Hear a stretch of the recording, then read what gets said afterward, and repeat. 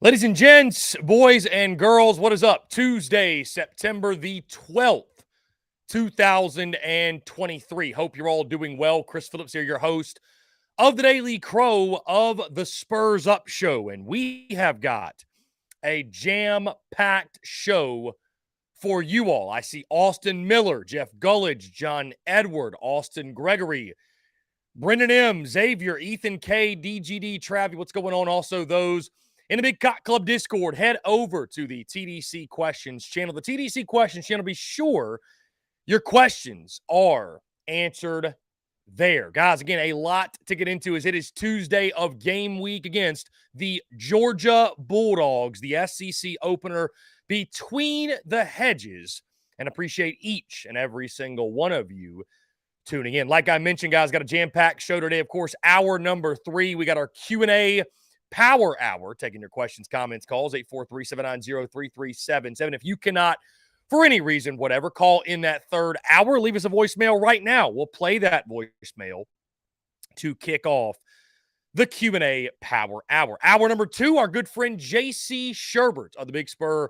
He will take the time to join us to talk all things Gamecocks win over Furman, look ahead of this weekend against the Georgia Bulldogs, and much, much more. Of course, guys, hour number 1, we're breaking everything down. Of course, guys, players and Shane Beamer speaking to the media today, which, normally we're not paying all that much attention to just because of it's normally coach speak and what have you. But ahead of an SEC opener, you never know what might be said. Obviously, Kirby Smart yesterday in his media appearance was asked about a comment that Tonka Hemingway made, listing his toughest places to play, and he did not list Sanford Stadium, and now Kirby's using that to challenge the Georgia faithful to show up and show out and be loud and create a raucous environment, if you will. So, it's always those little subtle shots, bulletin board material.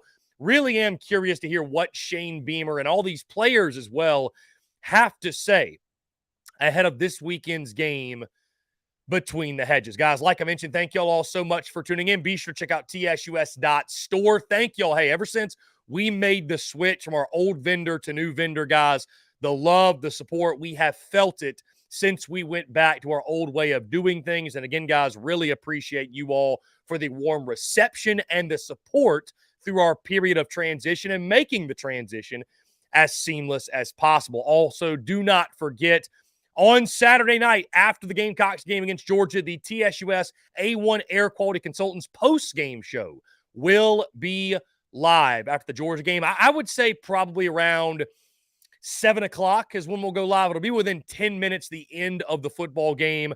Typically, those games about 3.5 hours or so. So I'd say around 7. But either way, immediately following South Carolina's game against Georgia, we will go live, taking your questions, your comments, most importantly, your calls, live reaction to everything that takes place between the hedges against the Georgia Bulldogs. Looking forward to the post-game call-in show. Looking forward to chatting with you all week long. Like I mentioned, guys, I see you all filing in. In case you missed it, by the way, TDC can now be consumed, not just on YouTube, but Facebook and X or Twitter or whatever you want to call it. It can be consumed on those channels and those entities as well. In case you missed it, we just made that transition yesterday. So again, whether you're on Facebook, you're on YouTube, or you're on X, you can tune in, you can chime in, you can conversate, and you can hang out with all of us. Guys, like I mentioned, leave us your questions, your comments, your calls for the Q&A Power Hour. I'd love to hear from each and every single one of you throughout the show. And like I mentioned, Q&A Power Hour in hour number 3, J.C. Sherbert in hour number 2, and I got a couple of things I want to touch on here in hour number 1 as we get the conversation rolling. Gamecocks and Bulldogs. Saturday, the SEC opener for both teams between the hedges. And before we dive into, guys, things like the position unit comparison, the top storylines, the key matchups, and I lock in my prediction, and I think some of the realities of just how tall this task is for South Carolina, I wanted to take a moment today. If the Gamecocks are going to stroll into Athens and do the unthinkable, What must happen? Like, what is the blueprint for an upset of epic proportions? And make no mistake, this would be an upset of epic proportions.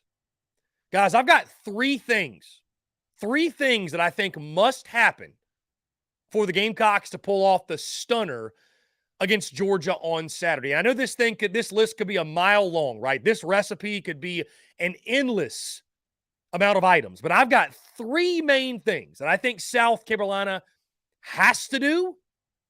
And if they do them, I think they'll be in great position. We'll look up in the fourth quarter and, maybe this is a one-score game, or better yet, South Carolina is leading in this football game.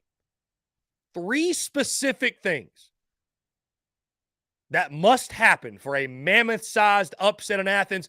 The first for the Gamecocks is this. We all know over the first 2 years of the Shane Beamer era, South Carolina has been one of the worst in the SEC in regards to turnovers, turning the football over. They seem to be off to a much better start this season in regards to protecting the football, led by their quarterback, Spencer Rattler. At the same time, this has been a group that's done a great job defensively getting the football off of people, right? Clayton White's defense, while it hasn't been perfect, they've been very opportunistic, taking advantage of lapses by opposing offenses, making plays, being right place, right time, and getting the football off of teams and putting South Carolina in great positions. For the Gamecocks to have any shot in this one, you think back, guys, you can't help but think back the parallels of 2019 when Carolina pulled the stunner then and now. And I'm not going to go down the rabbit hole of which upset was bigger because, as I learned yesterday, that'll cause a shitstorm that I don't feel like entertaining. Either way, we can all agree it would be an upset similar to that. And you look back to what Carolina did in 2019. They got the football off of Georgia early and often. I think for South Carolina to have a chance to pull the upset in this one, they've got to be +3 or better in the turnover margin. South Carolina is going to have to play an extremely clean, fundamentally sound game of football on Saturday afternoon. And on the flip side, they've got to hope that Georgia, flat out, guys, is sloppy. There are other factors that go into this, forcing these turnovers, right? Slowing down the run, forcing Carson Beck in some third and longs and, putting him in some uncomfortable spots, right? This is his first SEC start of his career. Whether it's big plays in the secondary, interceptions, whether it's Georgia inexplicably putting the football on the ground, whether it's South Carolina sort of forcing the issue and making things happen, there is no path to victory that exists without South Carolina winning the turnover battle in this game. And not just winning the turnover battle, but significantly winning the turnover battle.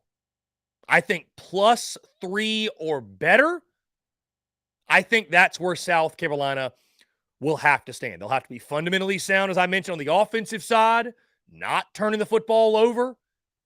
And on the defensive side, 3, maybe 4, heck, maybe 5, whatever it might be, turnovers from the University of Georgia, getting the football off them, whether it be fumbles, interceptions, to turn the tide and capture the momentum in this football game. The second thing that I think South Carolina has to do, second thing that must happen for the Gamecocks. I just mentioned turnovers. Sticking with that, South Carolina must have a defensive and or special team score in this game. Beamer ball to the moon.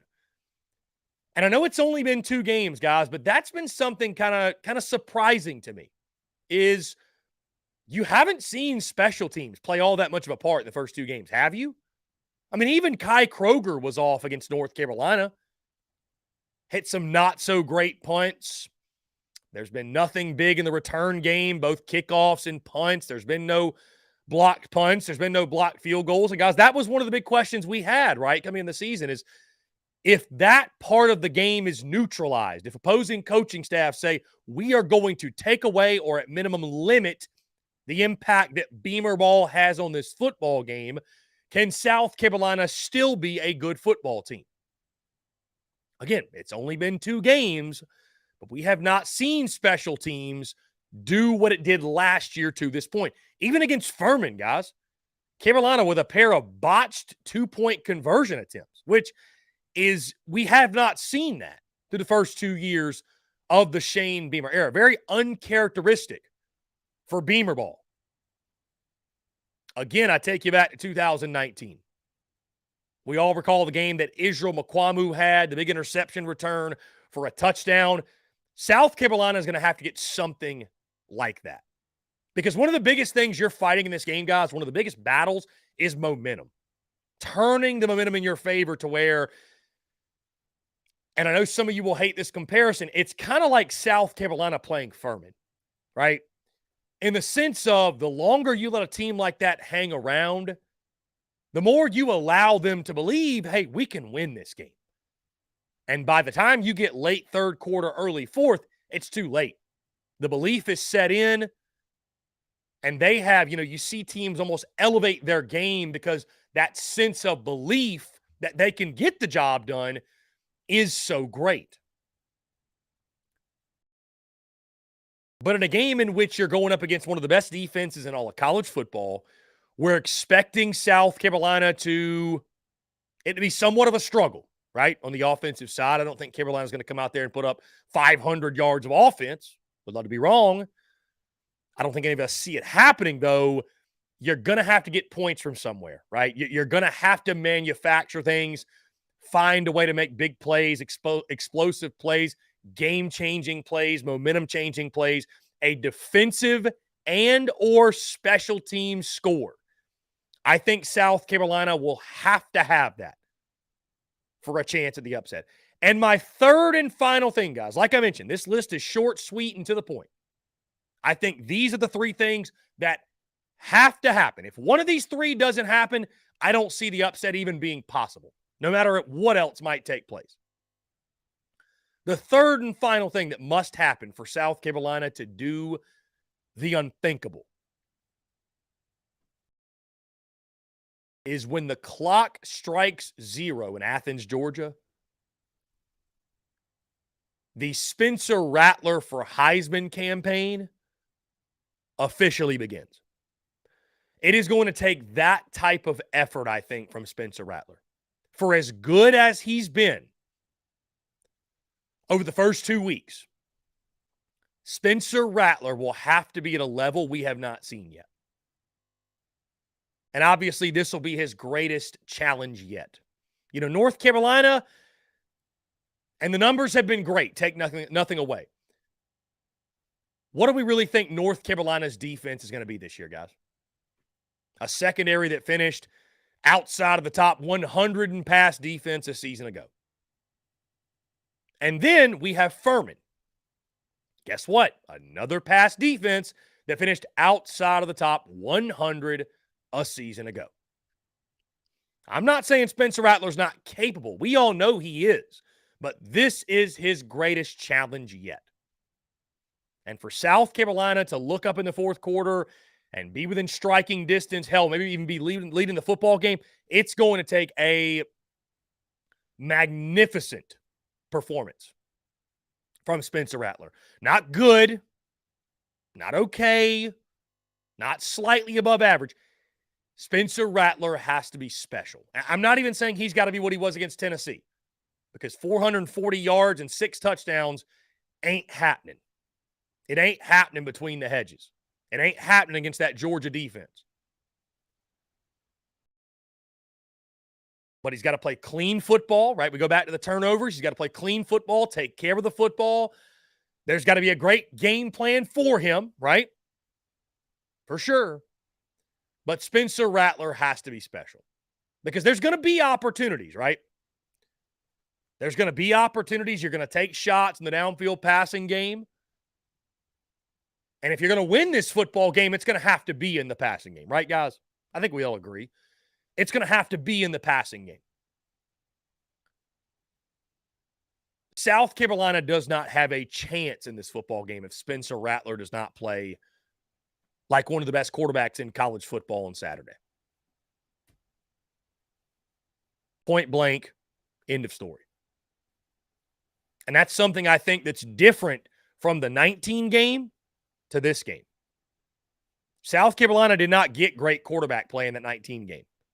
You might recall it was Ryan Helinski. Then he goes out with an injury to Kerryon Joyner. It was okay quarterback play. It wasn't terrible. It didn't lose you the ball game, but it wasn't elite. It wasn't special. It wasn't one of the, a memorable Gamecocks quarterback performance we look back on and say, remember when. It wasn't one of those. That's the type of outing that Spencer Rattler is going to have. And if he does that, and South Carolina pulls the upset, we'll be talking about his Heisman campaign and what it might take for Spencer Rattler to find himself in New York at season's end. So again, guys, the three things for me, the recipe for a stunner in Athens, the three things that must happen for the Gamecocks to do the unthinkable. First off, +3 or better in turnover margin. Secondly, a defensive and or special teams score. And finally, last but not least, Spencer Rattler inserting his name into the Heisman Trophy conversation. Guys, that being said, let's go ahead and jump into our first break of the day. On the other side, we'll keep the conversation rolling here on this Tuesday. You're tuned in to the Daily Crow. The Daily Crow is brought to you by our friends at Carolina Cigars. Carolina Cigars has been in operation since 2008, recently taken over by the Peterson family in 2020. Whether you're new to the cigar scene or whether you've been enjoying cigars your entire life, Carolina Cigars has the expertise and knowledge to make your visit to their shop enjoyable. Stop by for a fine cigar and experience their classic cigar lounge where people come together, share conversations, and become friends. So if you're into cigars and you're on Hilton Head Island, you really do need to go by and see them. They offer same-day shipping nationwide, free delivery island-wide for weddings and all special occasions. They're also proud to offer premium cigars at 9 outside humidor locations around Hilton Head Island, and they have special events throughout the year as well. They want to talk to you. They want to engage. They want to share with you their cigar selection they're very proud of and their beautiful cigar lounge. When you're in the Low Country, there's only one place for cigars. That's Carolina Cigars, and there's only one place I get my cigars. That's Carolina Cigars, Hilton Head Island's premier cigar merchant. Come and share your passion. It's all here at Carolina Cigars. Give them a follow on Instagram at Carolina_cigars, or give them a call today at 843-681-8600. That's 843-681-8600. Smoke them if you got them, and tell them that Chris from the Spurs Up Show sent ya. The Daily Crow is also brought to you by our friends over at A1 Air Quality Consultants. Headaches, coughing, running nose, while in the office or just in your home, call A1 Air Quality Consultants to have your air checked today. From Columbia to Asheville, Anderson to Charlotte, they are your breath of fresh air for all of your air quality needs. Be sure to give them a call or shoot them a text today at 864-619-2092. That's 864-619-2092. You can also contact them via email at a1airqualityconsultants@gmail.com. Be sure to check them out. We thank A1 Air Quality Consultants for their love and support of the Spurs Up Show, and tell them that Chris from the Spurs Up Show sent ya.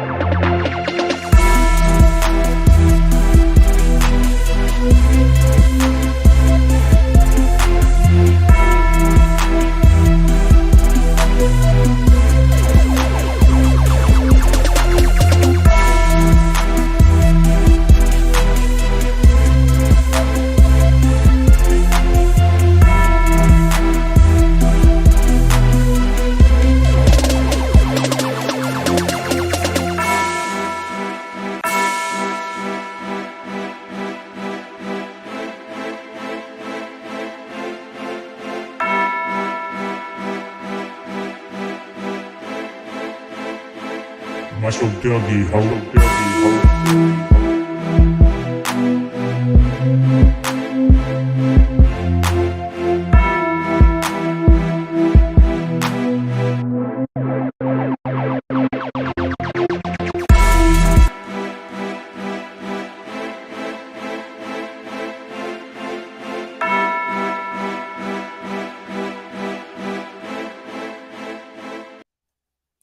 All right, guys, we're back here on this Tuesday, September the 12th, 2023.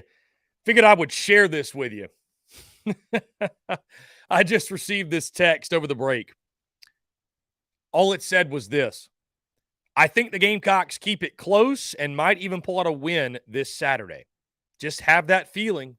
Shane is 1-0 against Mike Bobo.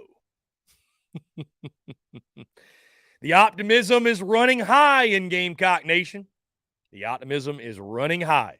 Let's see if it carries over into Saturday. Again, guys, thank y'all so much for tuning in. Appreciate each and every single one of you. That being said, we'll keep the convo rolling, guys. Don't forget, in our third hour, our Q&A Power Hour, taking your questions, your comments, your calls at 843-790-3377. At 1:15, we've got my good friend JC Sherbert of the Big Spur. He will join the show. Looking forward to that. And guys, I'm actually hopping on a number of UGA shows this week. Today at 4 o'clock, I'm chatting with my good friend, A Damn Beast Media.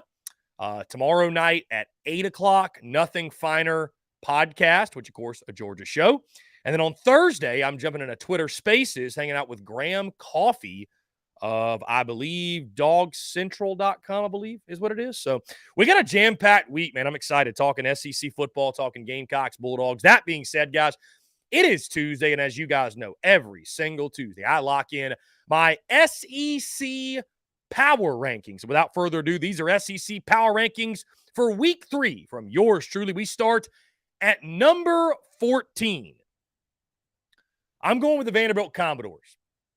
And I know that while there was some discussion, some debate, some back and forth over the last couple of weeks, Vandy sits at number 14 and deservedly sits at number 14.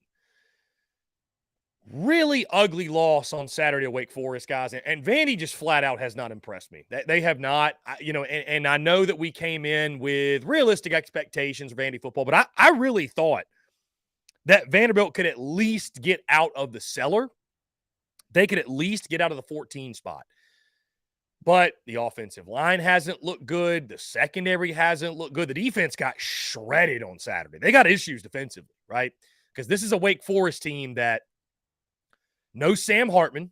I would not call them an offensive juggernaut. I don't think this is the Wake Forest team, that we saw from last year or years prior. And a big missed opportunity for Vanderbilt on Saturday. I got to see them beat somebody with a pulse before I move them out of the spot. Number 14 for me, and resting firmly in that 14 spot, the Vanderbilt Commodores. At number 13, the Florida Gators remain in this spot, beating McNeese over the weekend by a final score of 49-7. Gators have a great chance this weekend to change their positioning as they host the Tennessee Volunteers. Tennessee, by the way, guys, just a 6.5-point favorite in this ball game. Volunteers have only won there twice in the last 51 years. And the last win for UT in the Swamp was 2003. So, I think this is a huge opportunity this week for Billy Napier and this Florida football program. Like, if they're going to, it's a game that I don't know that many or if anyone really is expecting them to win. But if Florida is going to overachieve, say hit 7 or 8 wins, God forbid, with that schedule they have, this is the game that Florida's got to show up and sort of flip the script, like flip the SEC East on its head, right? Like, this is the game. They've got to find a running game. They got to get Montrell Johnson and Trevor Etienne going. Graham Mertz has got to be efficient. He doesn't have to win the game, but he can't lose them the game. And then what do we get out of Joe Milton, obviously, in this football game? But a huge opportunity for Florida. I could see them jumping up a couple spots, especially if they can get the win against Tennessee. But right now, all we have to go off of, that loss to Utah in week 1, which, again, I don't hold it against them as much as maybe some others because there's so many teams in the SEC that would have lost that game on the road in Salt Lake City. And then McNeese, a 49-7 blowout win, but what can we really learn from a game like that? So number 13, the Florida Gators sit until we see otherwise. At number 12, this is where our first shuffling starts to happen, guys. At number 12, I got the Missouri Tigers. I have been very underwhelmed by what I've seen from Mizzou. And their defense, listen, their defense is still elite. It's one of the best in the SEC. Their defense is going to give them a chance to win a lot of football games. And I'm actually really excited, guys, this weekend to see how they fare against Kansas State, right? Because that will finally be a test, right? Like on a side note, by the way, I almost feel bad for Missouri and Kentucky fans, and because as cool as it is to be 3-0 and 4-0, like you look at the scheduling for those teams, and they schedule cupcakes right at the gate. They get their 4 non-conference for the most part out of the way, and then they take on SEC play. How much would that suck, though? Being a fan of one of those teams, and you're 3 weeks in, 4 weeks in, and you still know nothing about your football team. I just what is the value in that? You know what I mean? I just don't understand that. Either way, Missouri, man, they had to escape death practically at Faurot Field. 23-19 victory over Middle Tennessee State. Brady Cook was average. I think because of their struggles, guys, on the offensive side, their defense is still elite. But I've just been against not so great competition. And I know a lot of teams in the SEC have looked shoddy, and it makes it very tough to do these things like power rankings and what have you to figure out these teams in the SEC. But I got to see more. Mizzou, to me, has just been so underwhelming. And you're telling me at home you almost lost to a Middle Tennessee State team that got blasted by Alabama. Now, I know it's Alabama, but still, you're an SEC football team. You're almost going to let Middle Tennessee State come into your house and beat you. That deserves to me to knock them down. I got Mizzou at number 12. At number 11, guys, I've got South Carolina. And this has irked many of you. Chris, how could you have this team ahead of that? Guys, we dropped the Gamecocks from 9 to 12 after the week 1 loss to UNC. How much do you really think it's worth beating Furman? In a game in which you were trailing 14-7, then tied 14-14.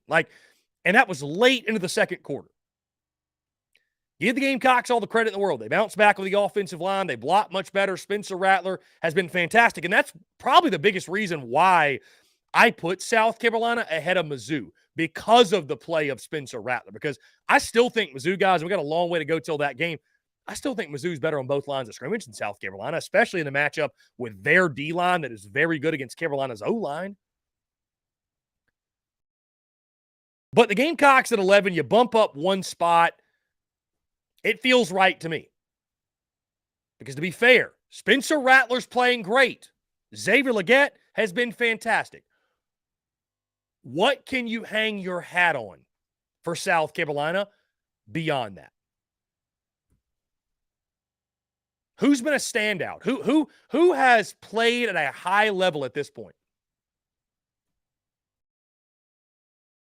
And so all we know about South Carolina right now is they've played one game against Power 5 competition and got their shit kicked in.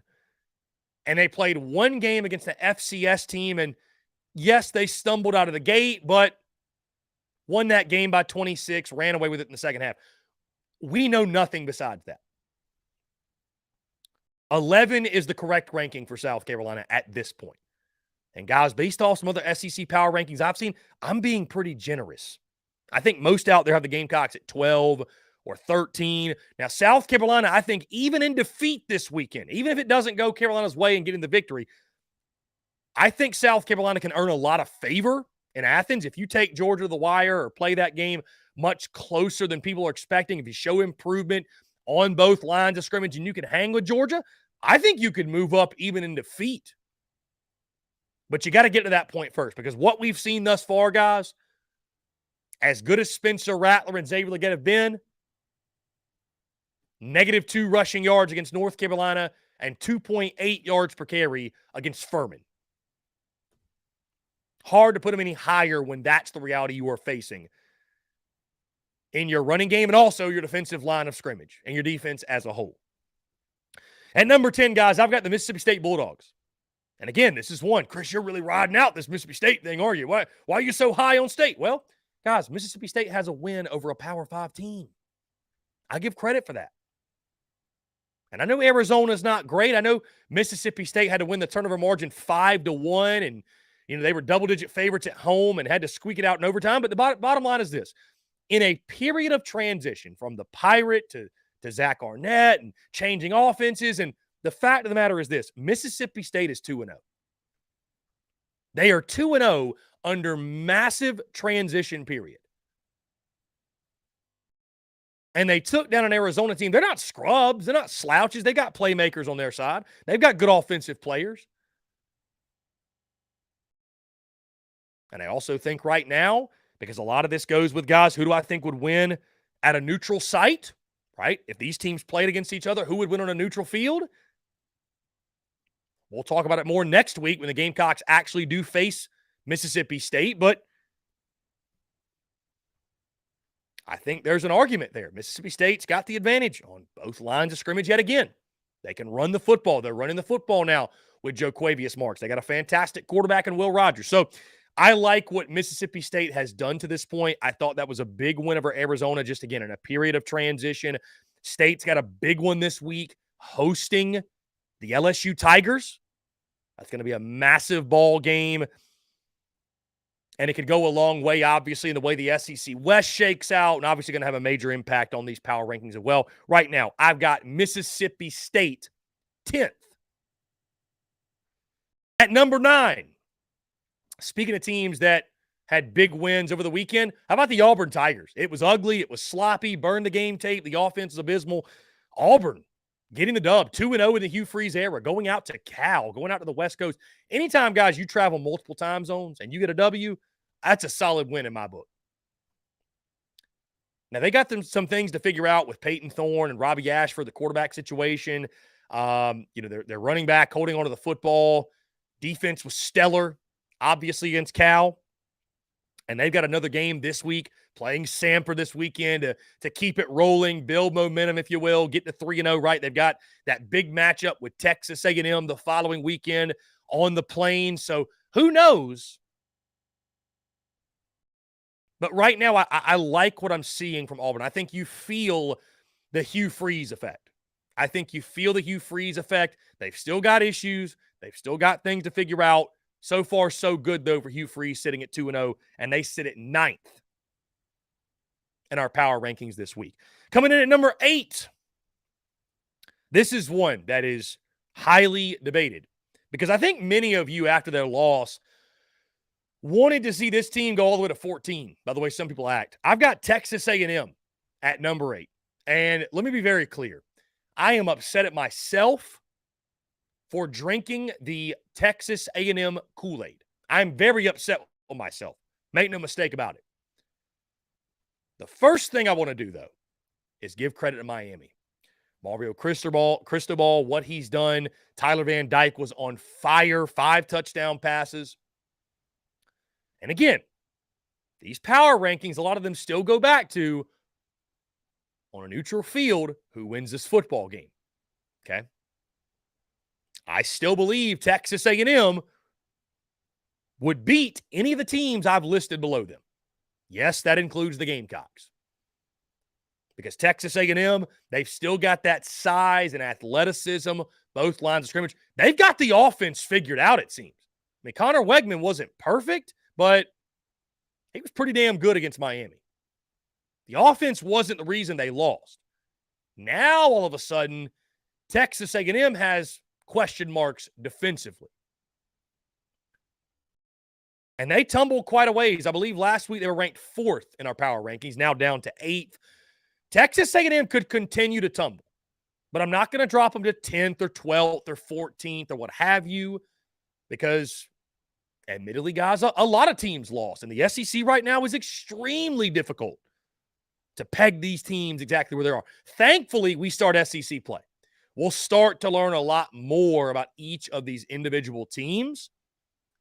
But for right now, I'm keeping Texas A&M in this number 8 spot, but the Aggies, a lot to prove after a really, really disappointing loss to Miami. And I think, guys, that if A&M was going to have the type of season that I thought they were going to have, that many of us thought they were capable of having, I thought they had to win that game for Miami. We'll see if I'm incorrect on that, because guess what? At the end of the day, if you go out and you perform well in SEC play, the rest of it doesn't really matter.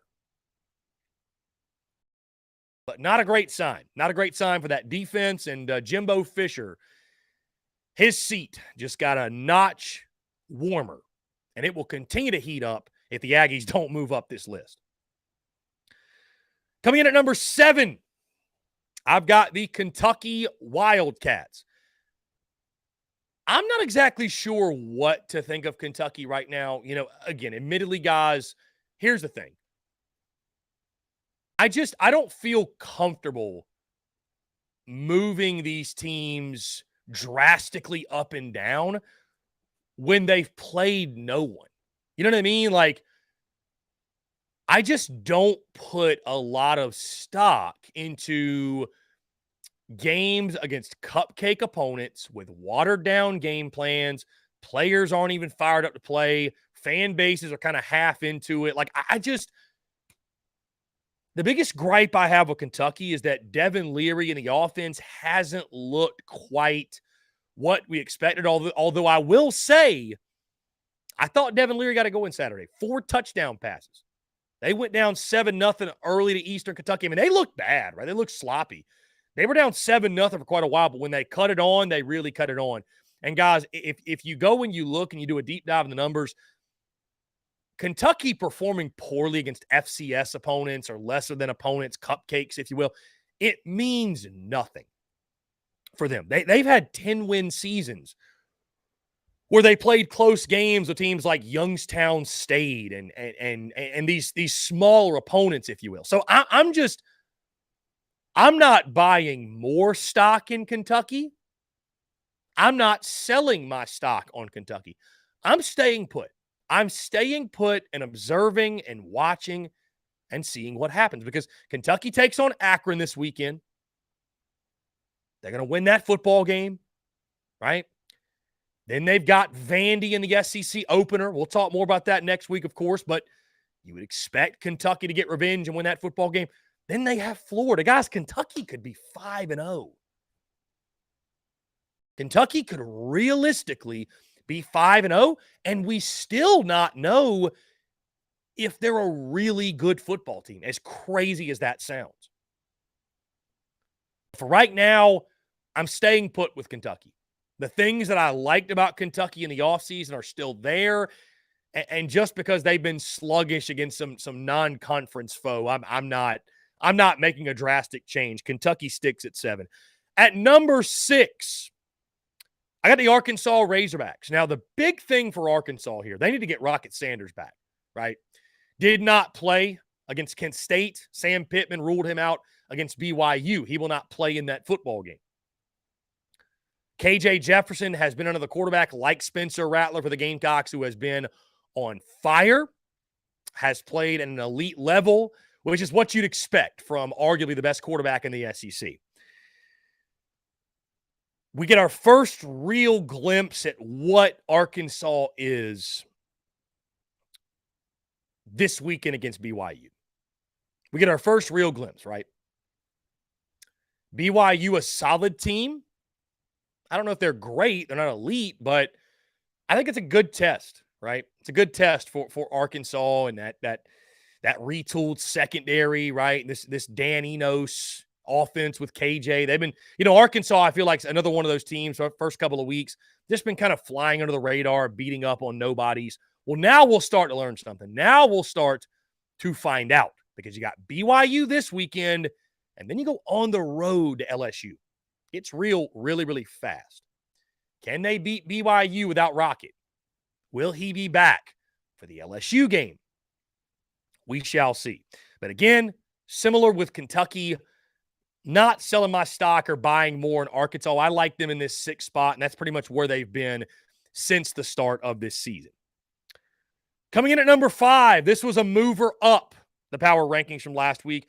I got the Ole Miss Rebels. I thought they had one of the most impressive wins the weekend. It sort of, again, went under the radar because of Texas and Alabama and that huge game. But going on the road, a gutsy win, a gritty win against a really solid Tulane team. I know a Tulane team didn't have their quarterback, but, and it was only a 40,000-seat stadium. But to go in there, weird place to play. Tulane, obviously their crowd, they're fired up. They've been looking forward to that game. I thought it was a good win, and I like what I'm seeing from Jackson Dart, from Lane Kiffin-Austin. They got to get Quinshon Judkins going. He was not very productive in that football game. I think you're seeing the impact. Coordinator, I think you're seeing the positive impact on that regard. Defense certainly buckled down in the second half. They outscored Tulane 27-3 in that second half.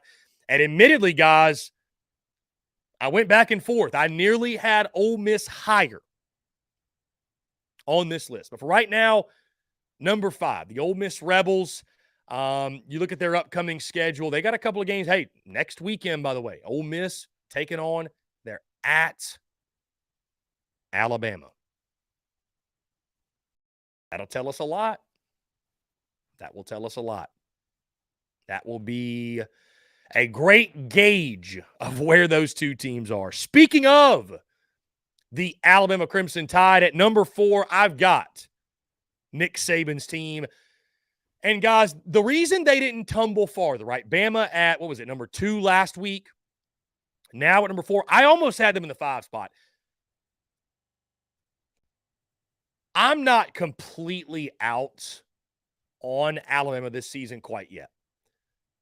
One of the biggest reasons is because I give a lot of credit to Texas. I mean, yes, Alabama lost. And yes, it happened at home. And yes, Jalen Milroe didn't look great. And I mean, I picked it, guys. I expected it to happen. But Texas, for all the joking and the poking and the prodding and the making fun, like Steve Sarkisian, the Texas Longhorns, they're for real. They're for real this year. Now, are they incapable of doing something silly and dropping a couple games in Big 12 play? They shouldn't. I'm not saying that. But, like, you look at that game on Saturday night, guys, across the board, Texas was as good as or better than talent-wise Bama everywhere on the field. That goes to show you how good they are. So I look at this game and look at the loss and the rest of Bama's season as the same with like LSU, which they lost to Florida State, right? Season opener. Not a conference game, guys. All of their goals are still in front of them. I think Alabama's the same way. That loss to Texas hurts. It stings. It's unfortunate because it was a huge game. And is it the beginning of the end for Nick Saban? I mean, listen, I picked the Crimson Tide to go 9-3 this year. One of those losses being to Texas. So we'll see if that's how it plays out. But right now, I still say this is one of the best rosters in college football, certainly the SEC. But after the loss, had to drop them down. Number 4, the Alabama Crimson Tide. At number 3, and again, guys, this is really difficult to decipher, right? Because, again, we've got a lot of teams that have played a lot of cupcakes that haven't looked great. Like, we don't really know. Like, you know, who's the second best team of the SEC East? Like, do we really genuinely know right now? Nobody wants to stand up and take it and proclaim that or, you know, look flashy in doing so. With that being said, right now, number 3, guys, and still my second best team in the East at the moment, and number 3 in my power rankings, I've got the Tennessee Volunteers. You go back and look at film for that Austin PA game, and I know they struggled mightily. Tennessee struggled mightily early. Joe Milton and his receivers, I mean, they're just a touch off. I forget what Twitter, what Tennessee Volunteer account on Twitter or X or whatever you want to call it. I forget who this guy is, but he did a great job. He like broke down all of Joe Milton's incompletions in like the first quarter or first half or something.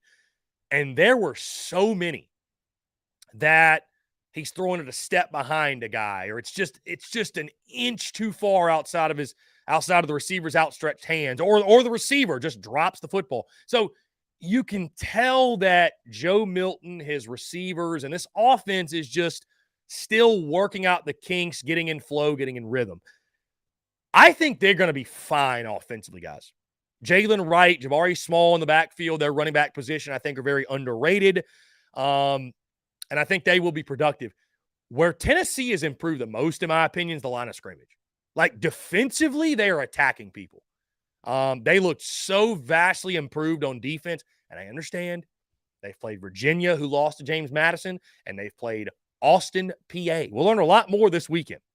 We will learn a lot more this weekend about Joe Milton, about that defense, about that entire football team when they go to the Swamp and take on Florida.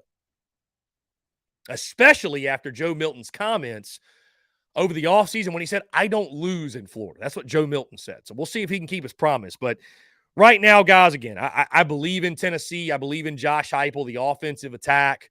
And I think Joe Milton, he's not going to be Hendon Hooker, guys. He's not, which is why I picked 9-3 for them, and I thought they'd take a minor step back.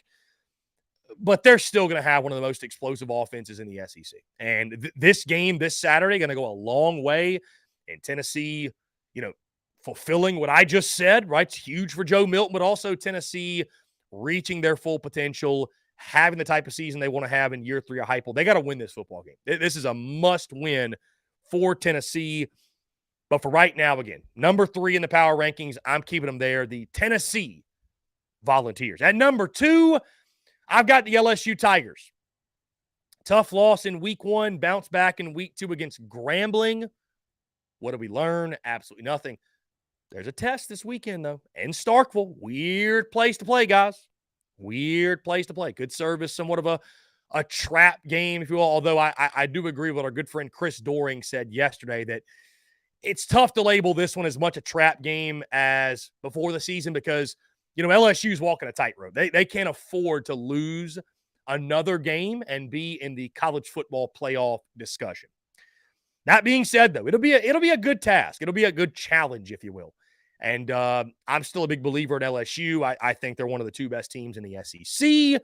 I still believe in Jaden Daniels, Malik Neighbors, Harold Perkins on defense. They've obviously got Mason Smith back now. They're loaded across the board. I still believe that. They lost to one of the best teams in college football in Florida State, a team that might even, dare I say, be better than Texas. So LSU sitting at number 2 in our power rankings, which means number 1, and no surprise, the Georgia Bulldogs. Here's what I'm not doing 2 weeks into the 2023 season. I am not buying this manufactured narrative that Georgia is all of a sudden not very good, right? Like, they've had a couple slow starts, right, against Ball State and UT Martin. I will say on that note that against Ball State, they proceeded to score 31 points in the second quarter. Is Georgia still a work in progress offensively? Yes, they are. Absolutely, they are. Carson Beck has been efficient. He hadn't been great. They've got questions in their running back room. Again, these are all things we'll talk about more later in this week as we break down the South Carolina and Georgia game. But they've still got some questions in the running back room. Ladd McConkey has missed the first 2 games. Their interior defensive line, if you want to nitpick, right, is still a work in progress, replacing Jalen Carter. But they just, has Georgia looked the dominant Georgia that we thought we were going to get? I think what happens, guys, to these teams, though, these great teams, is we go through the summer and we go through the preseason and we talk about it for months and months and months. And we make these teams out to be, especially against these lesser opponents, like if they don't win by 100, it was a failure. Like, Georgia has outscored their opponents, guys, 93-10 through 2 games. And we are sitting here with people saying, well, I mean, Georgia, they're not that good. I ain't buying it. Until I see it happen in an SEC game, until I see Georgia get beat by, I don't know, anybody,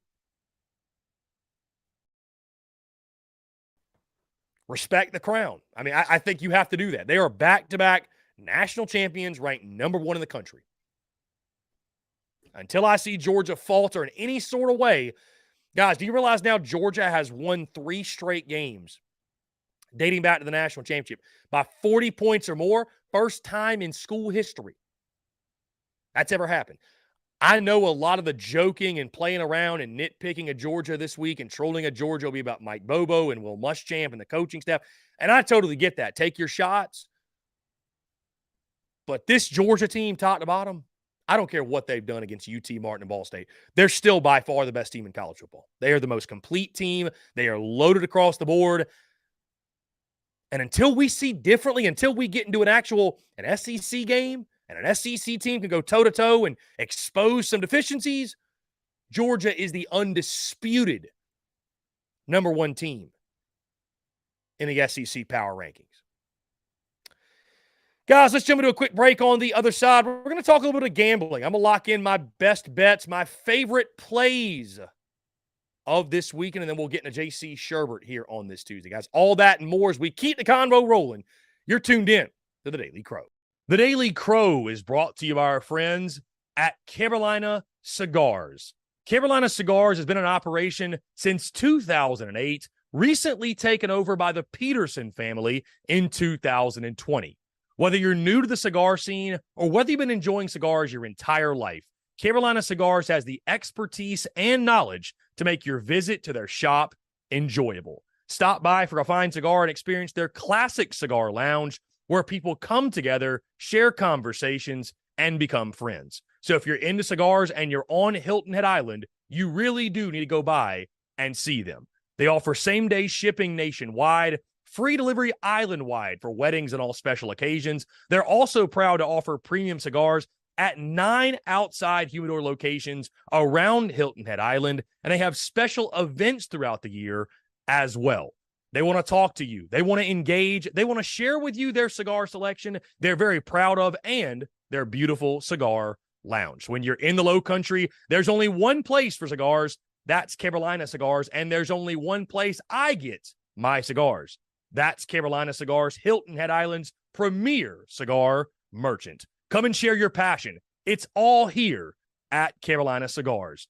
Give them a follow on Instagram at Carolina_cigars. Or give them a call today at 843-681-8600. That's 843-681-8600. Smoke them if you got them, and tell them that Chris from the Spurs Up Show sent ya. The Daily Crow is also brought to you by our friends over at A1 Air Quality Consultants.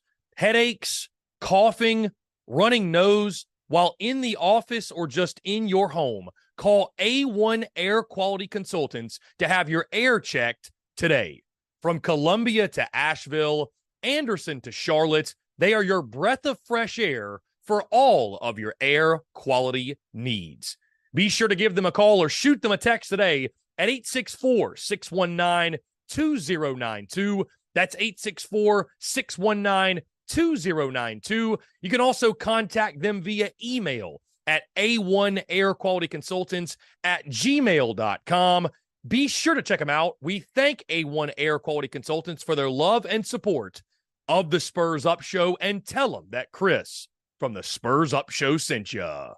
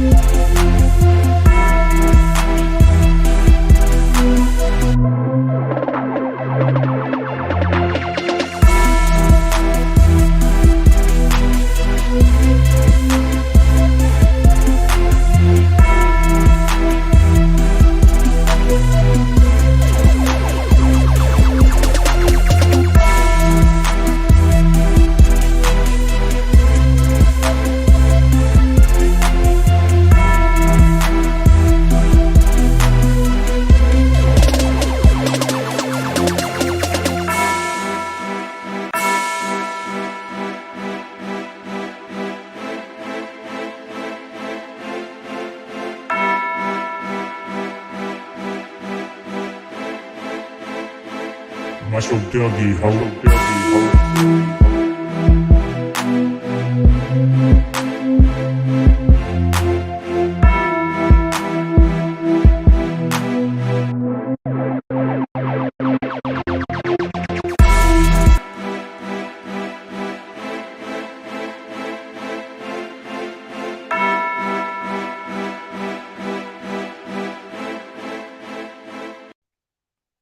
All right, guys, we're back here on this Tuesday, September the 12th, 2023. Again, guys, appreciate each and every single one of you tuning in. Thank you all so much. Tuesday of Georgia week, South Carolina, Georgia, in Athens, between the hedges. Should be a lot of fun. Anyways, guys, we got, of course, JC Sherbert upcoming at 1:15. The Q&A Power Hour in hour number 3. In the meantime, though, we keep the conversation rolling. It's another tough week last week. Another tough weekend. 3-4 on the weekend last weekend. We now sit with an overall record of 9-8 in our gambling picks. So we're keeping our head above water, but barely. We need a good weekend. Not just a good weekend, a great weekend. And I got 7 plays. 7 plays for you this weekend. Clean sweep. 7-0. We're going to do it. Here we go. We'll start an SEC play. LSU and Mississippi State in Stark Vegas. Guys, you might recall, over the summer, I picked this as a straight-up upset with Mississippi State beating LSU. Now, with that being said, am I going to stick with that pick? Because, of course, the picks that I make over the summer, they are subject to change. Am I going to stick with an upset pick? I'm not exactly sure. Because some things, I thought LSU would beat Florida State. This might be more of a trap game, if you will, and maybe Mississippi State would catch LSU napping. Either way, you guys will know my official game pick later in the week. But I love Mississippi State plus 10 in this football game. Like I told you guys, weird things are going to happen in Starkville. And it's a weirdly tough place to play, right? With the cowbells. And I really think, guys, that the ghost of the Pirate is going to live on this year. I think some things, just some strange things are going to happen. This will be a really interesting test for the new offense, by the way, for Mississippi State, for what Kevin Barbay wants to do, running the football. Will they lean more on Will Rogers because of the LSU secondary, right? Some really interesting matchups within the matchups, if you will. And so I'm not exactly sure if State wins this game straight up like I called back in July, but I love the plus 10. You're giving me double digits, guys. I think this is going to be a really, really fun game to watch. Going to be a great way to kick off the SEC Saturday because, of course, this is the noon game. I think it's a fun back and forth battle. I'm taking Mississippi State plus 10. LSU may win the game, but I think the Bulldogs cover. We go to Como, Missouri, taking on Kansas State. This is a massive game for Eli Drinkwitz and this Missouri football program. If they're going to have the type of breakout year that they want to have this season, right? Finally break out and emerge and be the team that most folks think they're capable of being, this feels like one they need to get. Kansas State actually a 4.5-point favorite in this football game. But I'm steering away from the spread. I love the under 48.5 in this game. Mizzou's got questions offensively. What do you get out of Brady Cook?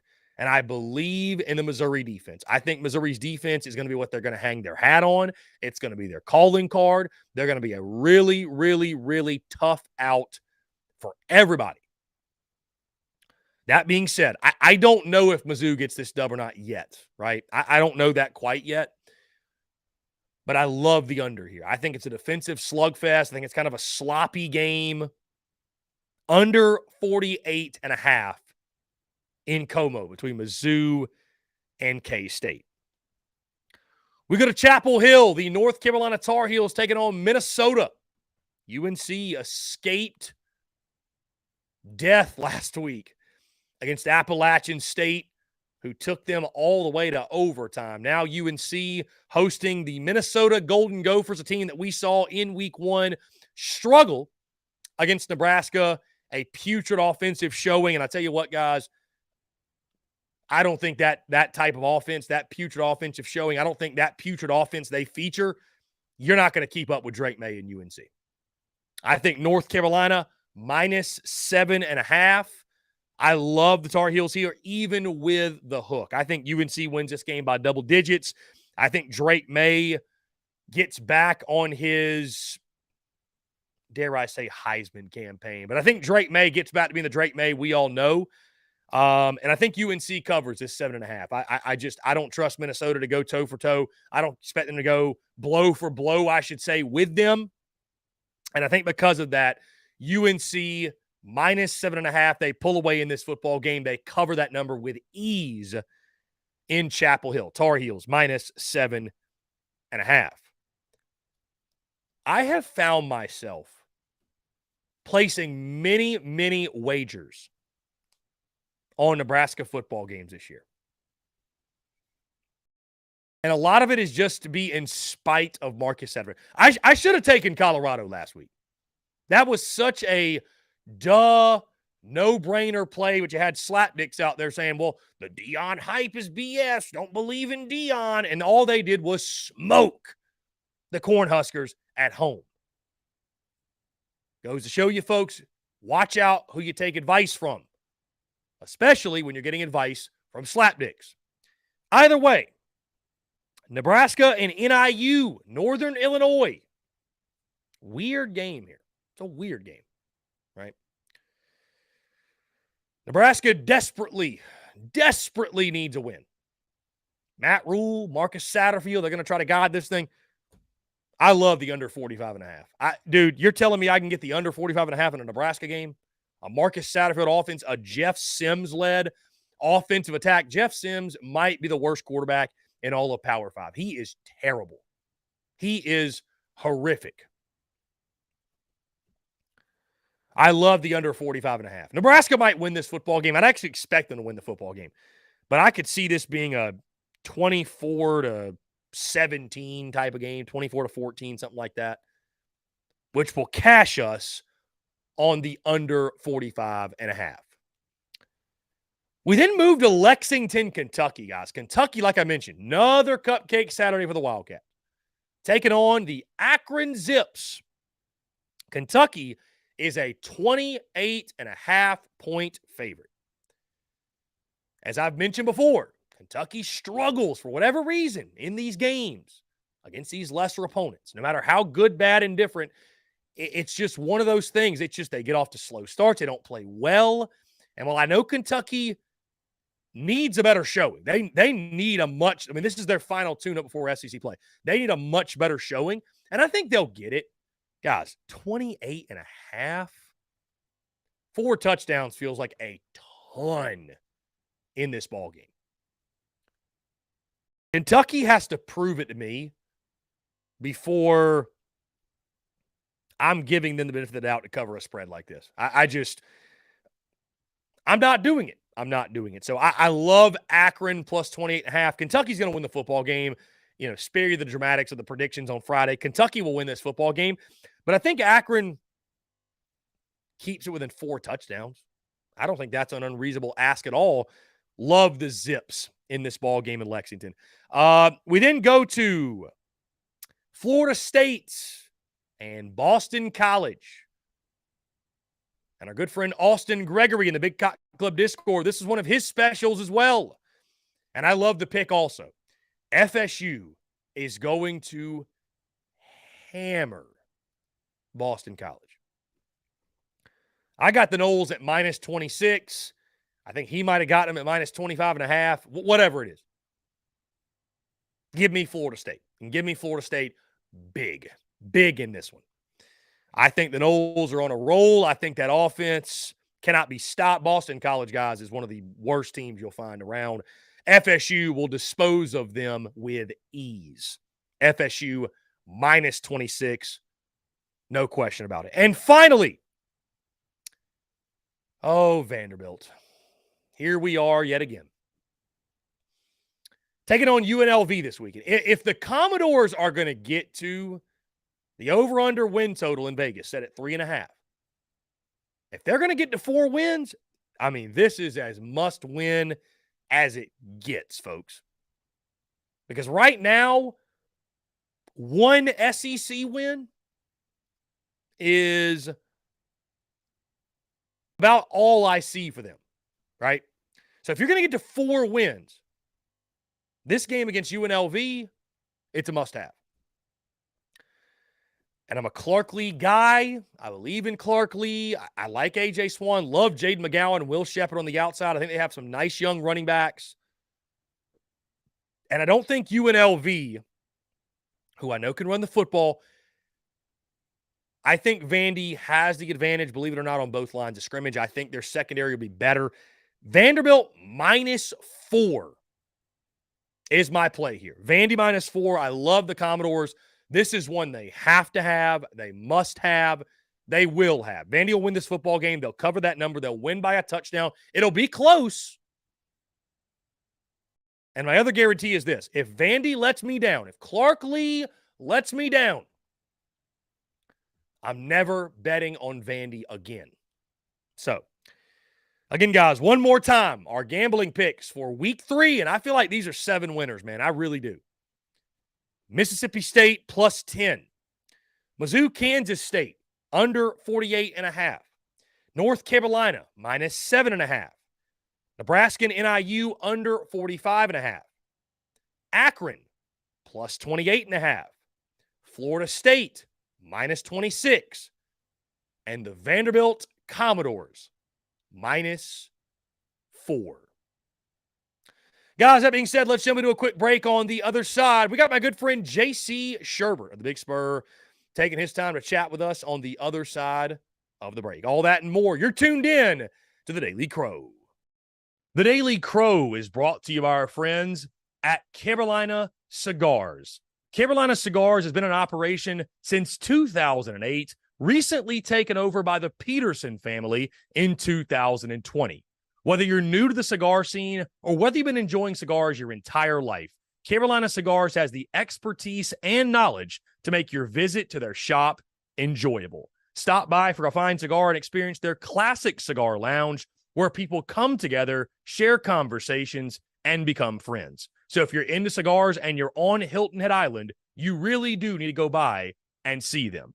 They offer same-day shipping nationwide, free delivery island-wide for weddings and all special occasions. They're also proud to offer premium cigars at 9 outside humidor locations around Hilton Head Island, and they have special events throughout the year as well.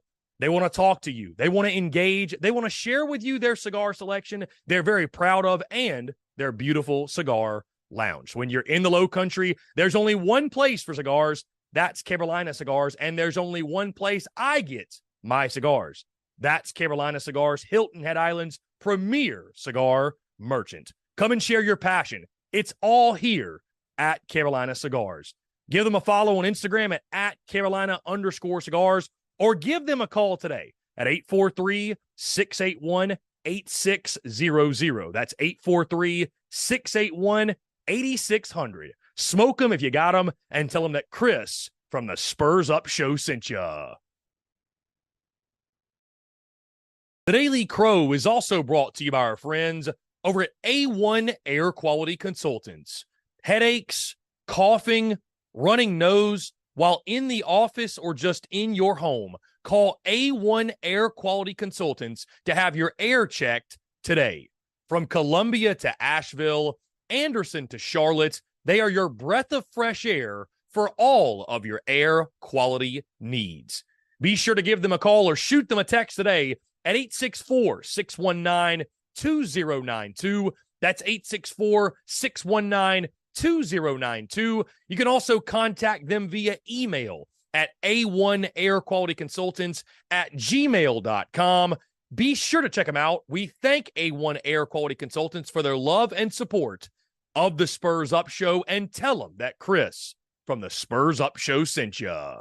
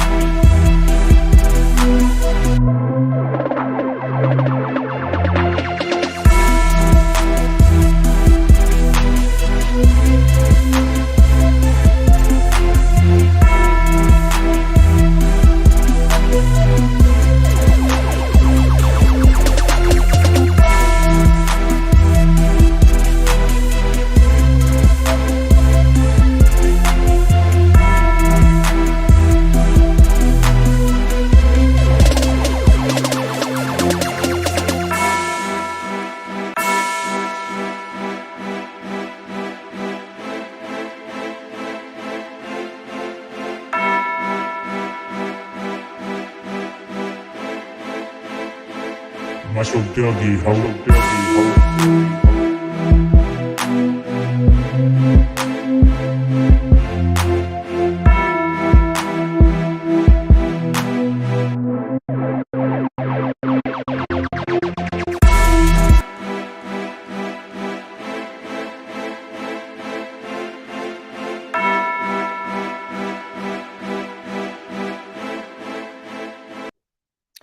All right, guys, we're back here on this Tuesday, September the 12th, 2023. Again, guys, appreciate each and every single one of you tuning in. It is Georgia week. Carolina will travel between the hedges this weekend to take on the Georgia Bulldogs. But first things first, we talk what happened over the weekend. Of course, every single Tuesday he joins us, our good friend, J.C. Sherbert of the Big Spur of Inside the Gamecocks. And I join him every Thursday at 11:30 along with JB and Phil as well. JC, what's going on, my friend? Appreciate you taking the time.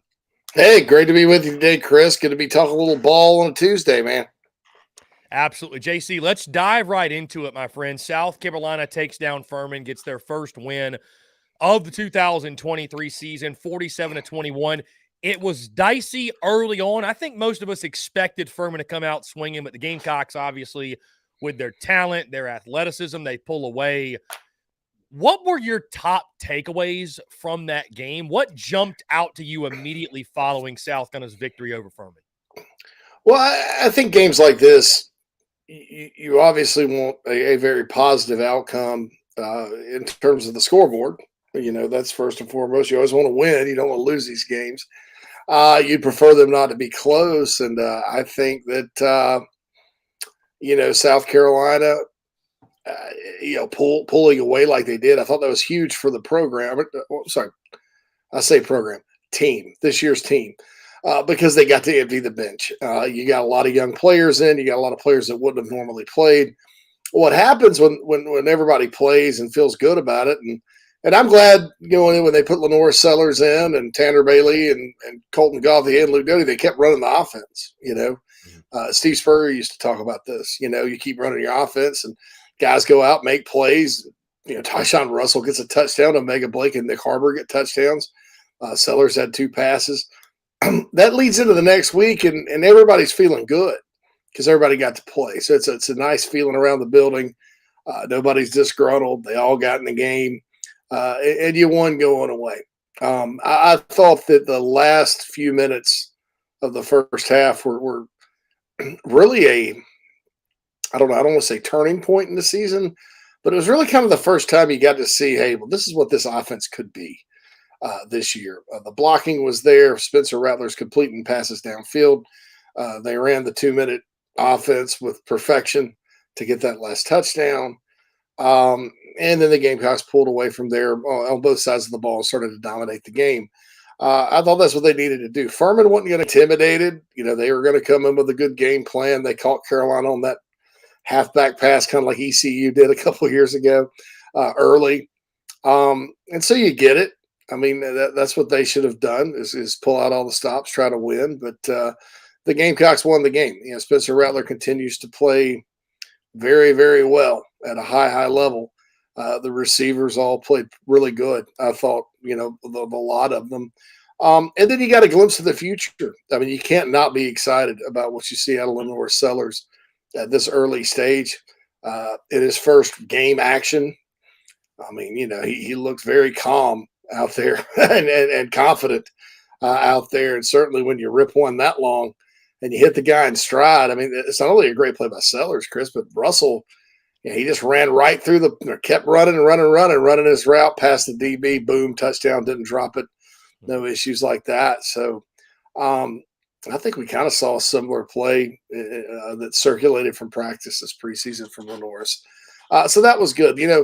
You're happy for a guy like Luke Doty, who's getting more snaps now, be it a receiver or quarterback, than maybe he once did. And I think that receiver thing is going to stick. You're happy for a guy like Eddie Lewis, who, didn't get a lot of targets or PT the first game, comes out there, catches 6 for 89. He's a transfer from the portal from Memphis on his 3rd school. I mean, he's a veteran. I mean, he's a guy that's not going to really be intimidated going into Athens and playing next week. And with Amari and Brown sort of up in the air with a hamstring, you sort of are comforted by he and Doty playing well.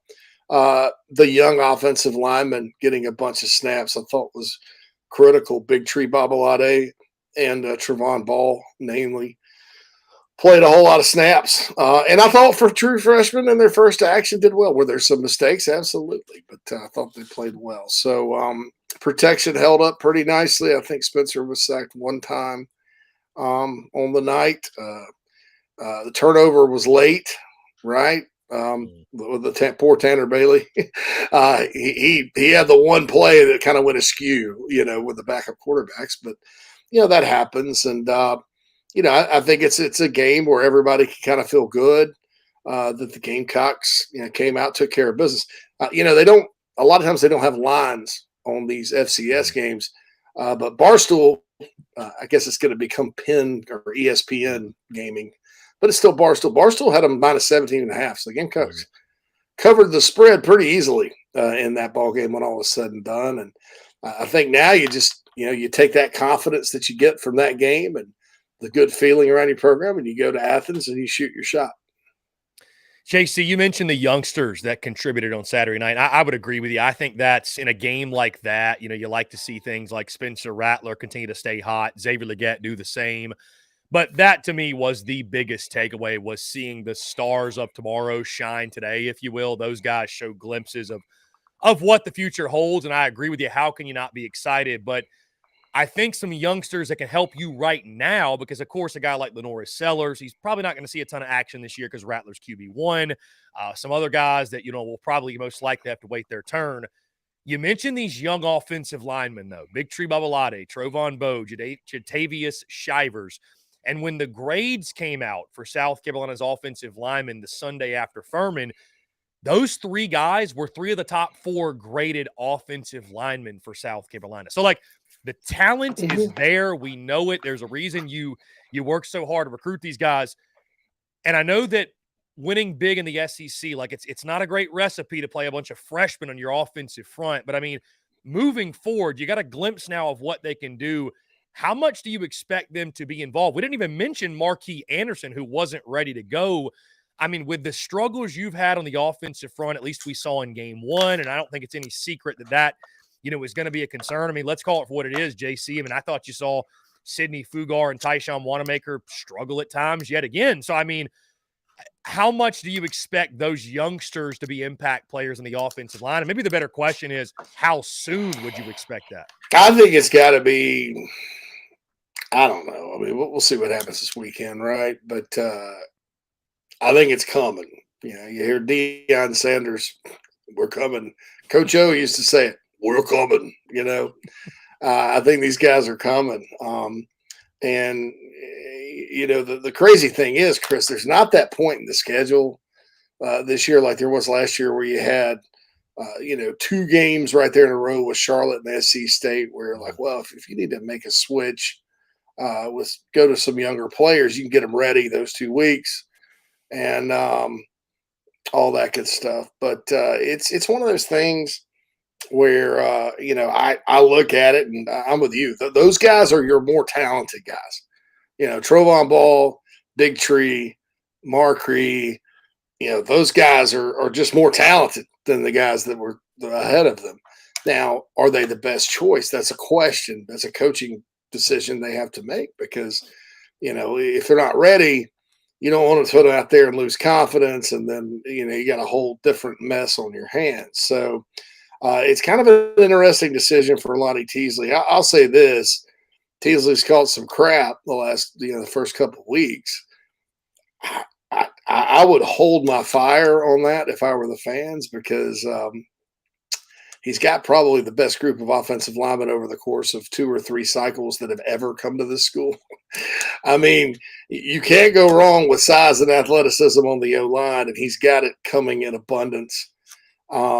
Big Tree and Trovon are the tip, and Marquis are the tip of the iceberg. You got 2 of the top 2, probably the 2 top tackles in the country are in South Carolina, and both are committed to the Gamecocks coming next year.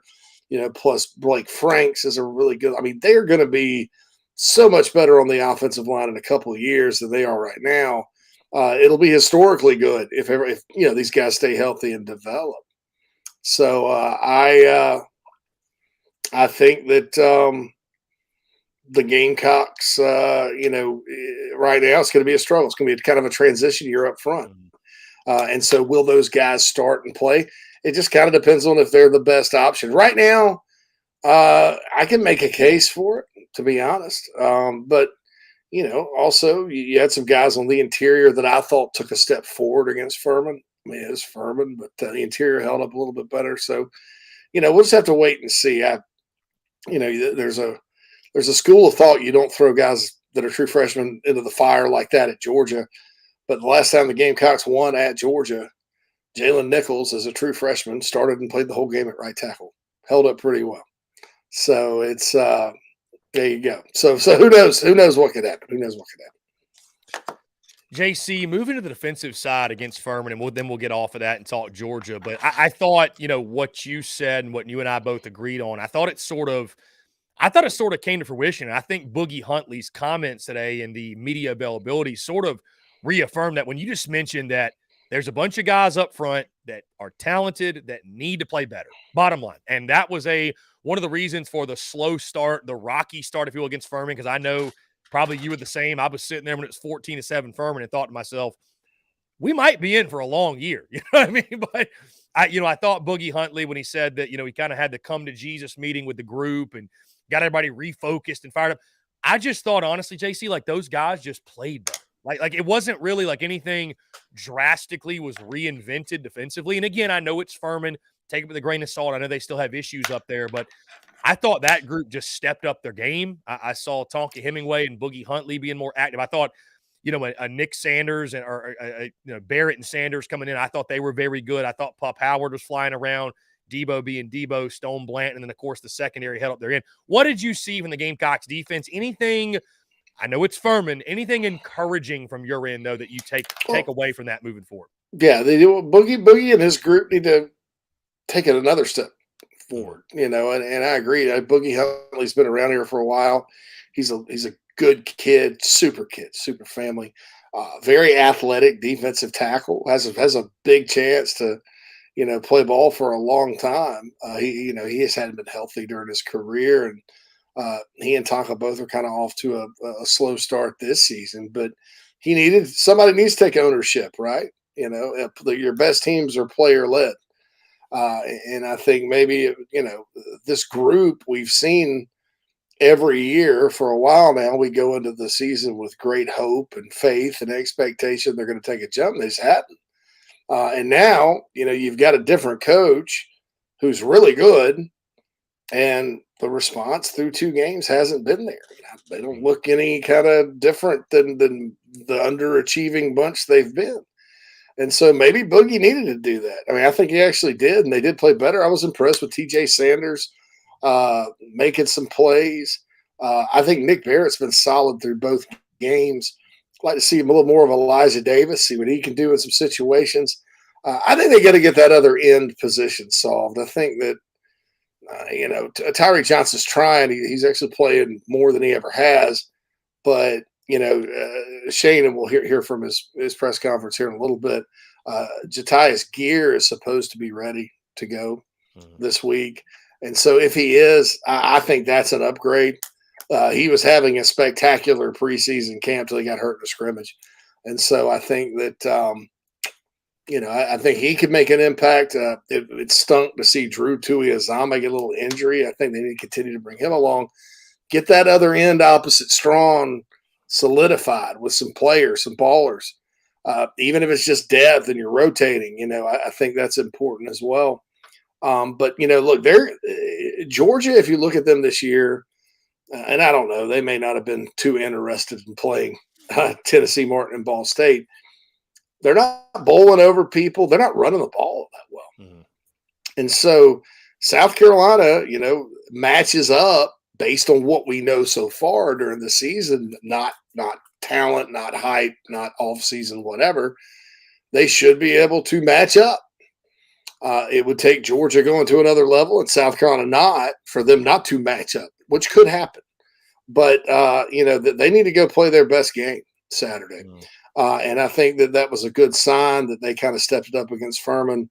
And kudos to Boogie Huntley for getting out there and getting after it, because sometimes that's what it takes to wake everybody up. And waking up, I think, is very important for this defensive line as a whole. JC, Gamecocks and Dogs between the hedges in the SEC opener for both sides. Let's stick with the defense since we're on that topic. Obviously Georgia with a very familiar name at the offensive coordinator spot, Mike Bobo calling the shots now, taking over for Todd Monken.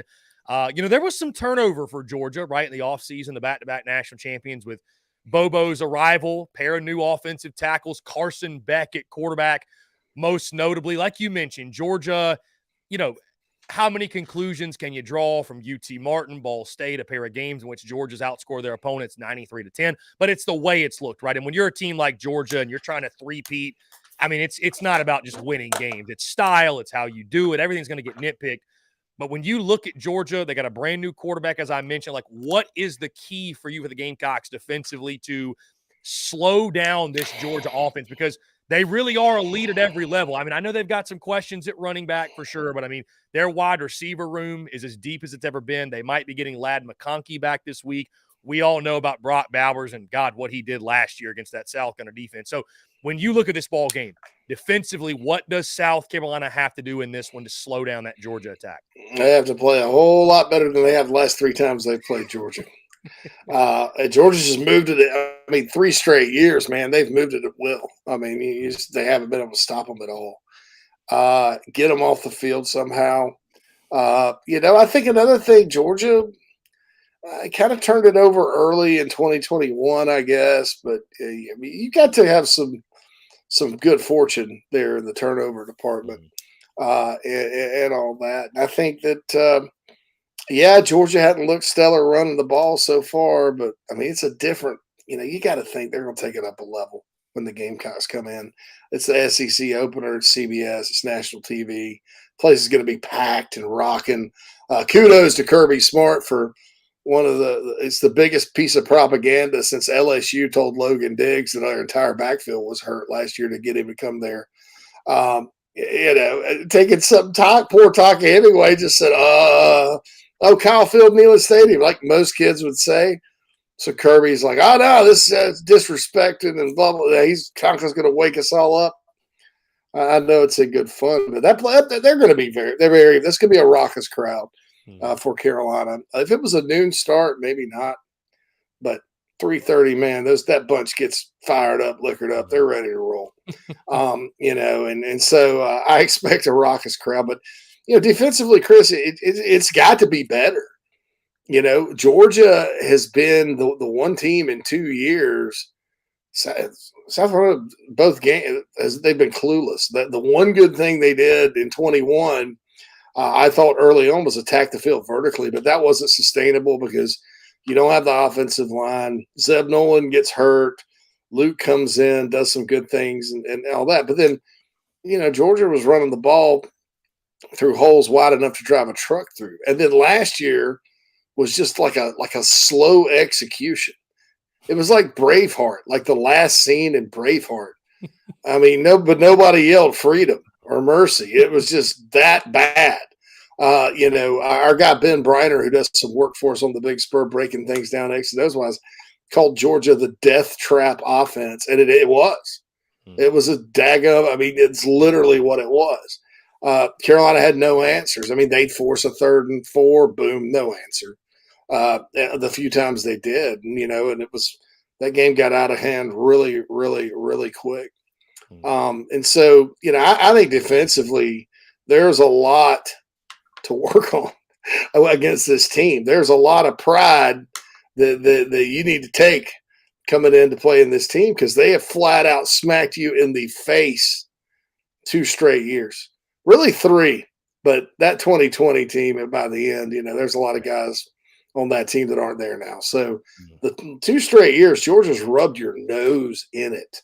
And look, Georgia's not unchallengeable. They had 2 games last year they could have easily lost against Missouri and Ohio State. So they're not, invulnerable. I mean, Kentucky held them to 16.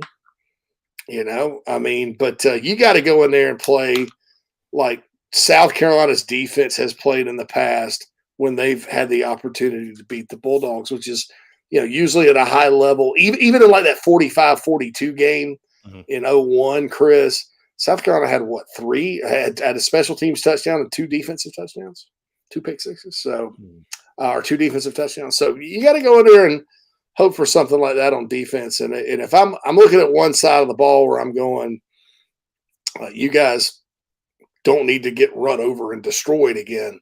It's defensively more so than offensively. JC, switching sides of the football, Georgia loses Jalen Carter to the NFL, but they're loaded once again. I mean, you can nitpick and say maybe interior defensive line, and, Jalen Carters don't just show up and walk the door every year, but they're loaded across the board all the way, all 3 levels from D-line to linebacker to secondary. And South Carolina, the thing I think they most have going for them right now, they might have the hottest quarterback in college football yet again, with Spencer Rattler just sort of has picked up where he left off. Granted, against the UNC and the Furman defenses, and I think this is a hell of an opportunity for Spencer Rattler to show the college football world, like, I'm back and I'm better than ever, and I should be considered one of, if not the best quarterback in the country. But South Carolina is going to have to combat, JC, that offensive front, that can only produce 2.8 yards per carry against Furman. And I know they went, quote-unquote, air raid, and they threw it all over the yard, and that's great. And some fans have urged, why don't they just throw it every play? But, JC, you know as well as I do, man, it's one thing to say that. It's another to go take on Georgia and sit back and throw it 50 times, right? It's not normally a recipe for great success. So I ask you this, JC. You've got the quarterback, you've got Xavier Legette, you've got other weapons, but how does South Carolina scheme around their deficiencies up front, manufacture some sort of running game, manufacture something where Spencer Rattler can operate freely and have a successful outing on Saturday? Well, there's a lot of ways you could do it. You could go to 12 personnel and play 2 tights, but Trey Knox hadn't gotten off to the best start blocking. I think he'd probably tell you that. Josh Simon's been pretty good. You can max protect and do things of that nature. Or you can just say to heck with it and spread everybody out and chuck it all over the yard like Mike Leach. and that would require large splits in your O-line and all that good stuff. That stuff is there. I mean, they can reasonably do that. So there's, I think to get the run game going, and a lot of people are calling for Mario Anderson and DJ Braswell to get more touches. And trust me, I mean, when I looked out there on Saturday, I thought, well, these guys look really good by comparison. But I don't know if they'll do that or not. Do they go with the jet sweeps like they used to? Is Juice Wells' health is big in this game? What's the deal there? I mean, he played 30 snaps the other night, but only 1 reception. Didn't play that much against North Carolina. Was he kind of a decoy against Furman? What's the deal? Is Juice going to be able to go out and perform like Juice?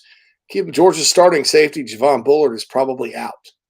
So there's going to be some opportunities, most likely against an inexperienced player downfield for Xavier and Juice both. But I think you got to have both. I think you got to have the Xavier type deal, and you got to have the Juice type deal as well. So if I'm running the ball, I'm kind of looking for any way I can to scratch out yardage.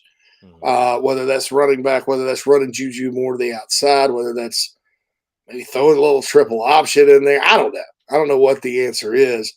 I know South Carolina's chances of victory decrease if they just line up and run it up the middle or try too many, cute things wide where Georgia's speed on the perimeter becomes a factor and that kind of thing. I think you need misdirection, quarterback keepers, that type of thing to sort of, scratch out yardage. I don't know that Carolina's going to line up and run for a whole lot regardless. I will say this.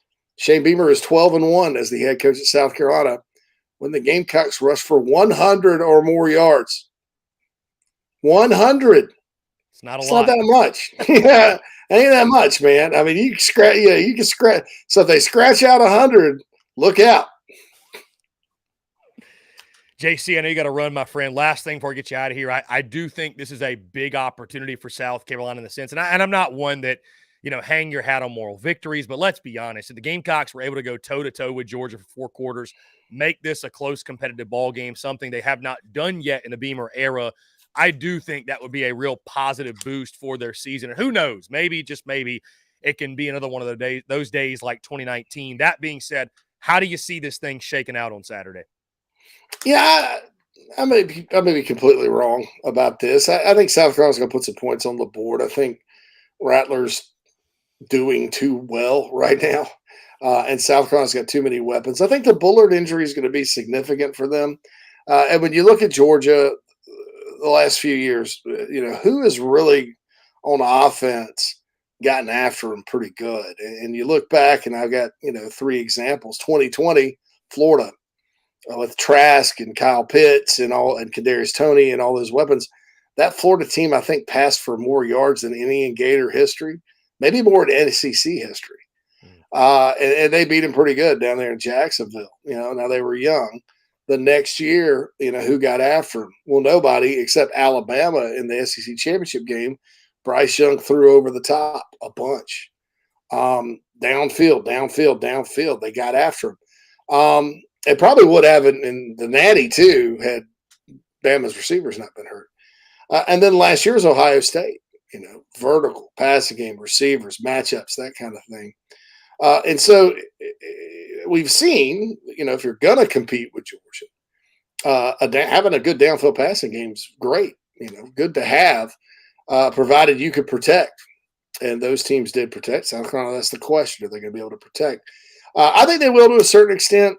I think Carolina's defense may have too many holes to shut them down. I think Mike Bobo has been sandbagging quite a bit the first 2 weeks. Seriously, he's going to have some plays ready for him. Carson Beck, I think, is a good quarterback. So I think Georgia will win, but I think it'll be something like maybe 38-21, 38-28. I'll be a homer and go ahead and lock in 38-28. And Carolina will cover that 27, but it's a game where I think there are some opportunities for the Gamecocks to play a lot better against the Dogs than they have the last few years. JC Sherbert of Inside the Gamecocks of the Big Spur. JC, great stuff as always, my friend. Appreciate you being gracious with your time and looking forward to chatting with you, JB, and Phil on Thursday, my friend. Take care. All right, thanks, Chris. Thanks, guys. Yeah, man, great stuff. JC Sherbert, Inside the Gamecocks, the Big Spur. He's got 38-28 in the ball game. I will lock in my prediction on Friday. I think that'd be a hell of an offensive showing. I really do. And I even think in that scenario, you'd start to look at Spencer Rattler and say, this dude is playing truly on a different level. We'll see. Either way, guys, hey, we're going to jump into a quick break. On the other side, our Q&A Power Hour officially gets underway. I want to hear from you. 843-790-3377. Your questions, your comments, your calls, and more on the other side of this break. You're tuned in to The Daily Crow. The Daily Crow is brought to you by our friends at Carolina Cigars. Carolina Cigars has been in operation since 2008, recently taken over by the Peterson family in 2020. Whether you're new to the cigar scene or whether you've been enjoying cigars your entire life, Carolina Cigars has the expertise and knowledge to make your visit to their shop enjoyable. Stop by for a fine cigar and experience their classic cigar lounge where people come together, share conversations, and become friends. So if you're into cigars and you're on Hilton Head Island, you really do need to go by and see them. They offer same-day shipping nationwide, free delivery island-wide for weddings and all special occasions. They're also proud to offer premium cigars at 9 outside humidor locations around Hilton Head Island, and they have special events throughout the year as well. They want to talk to you. They want to engage. They want to share with you their cigar selection they're very proud of and their beautiful cigar lounge. When you're in the Low Country, there's only one place for cigars. That's Carolina Cigars. And there's only one place I get my cigars. That's Carolina Cigars, Hilton Head Island's premier cigar merchant. Come and share your passion. It's all here at Carolina Cigars. Give them a follow on Instagram at Carolina_cigars.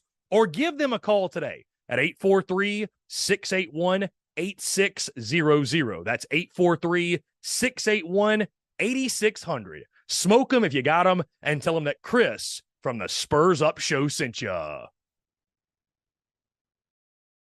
The Daily Crow is also brought to you by our friends over at A1 Air Quality Consultants. Headaches, coughing, running nose while in the office or just in your home. Call A1 Air Quality Consultants to have your air checked today. From Columbia to Asheville, Anderson to Charlotte, they are your breath of fresh air for all of your air quality needs. Be sure to give them a call or shoot them a text today at 864-619-2092. That's 864-619-2092. You can also contact them via email at a1airqualityconsultants@gmail.com. Be sure to check them out. We thank A1 Air Quality Consultants for their love and support of the Spurs Up Show, and tell them that Chris from the Spurs Up Show sent ya.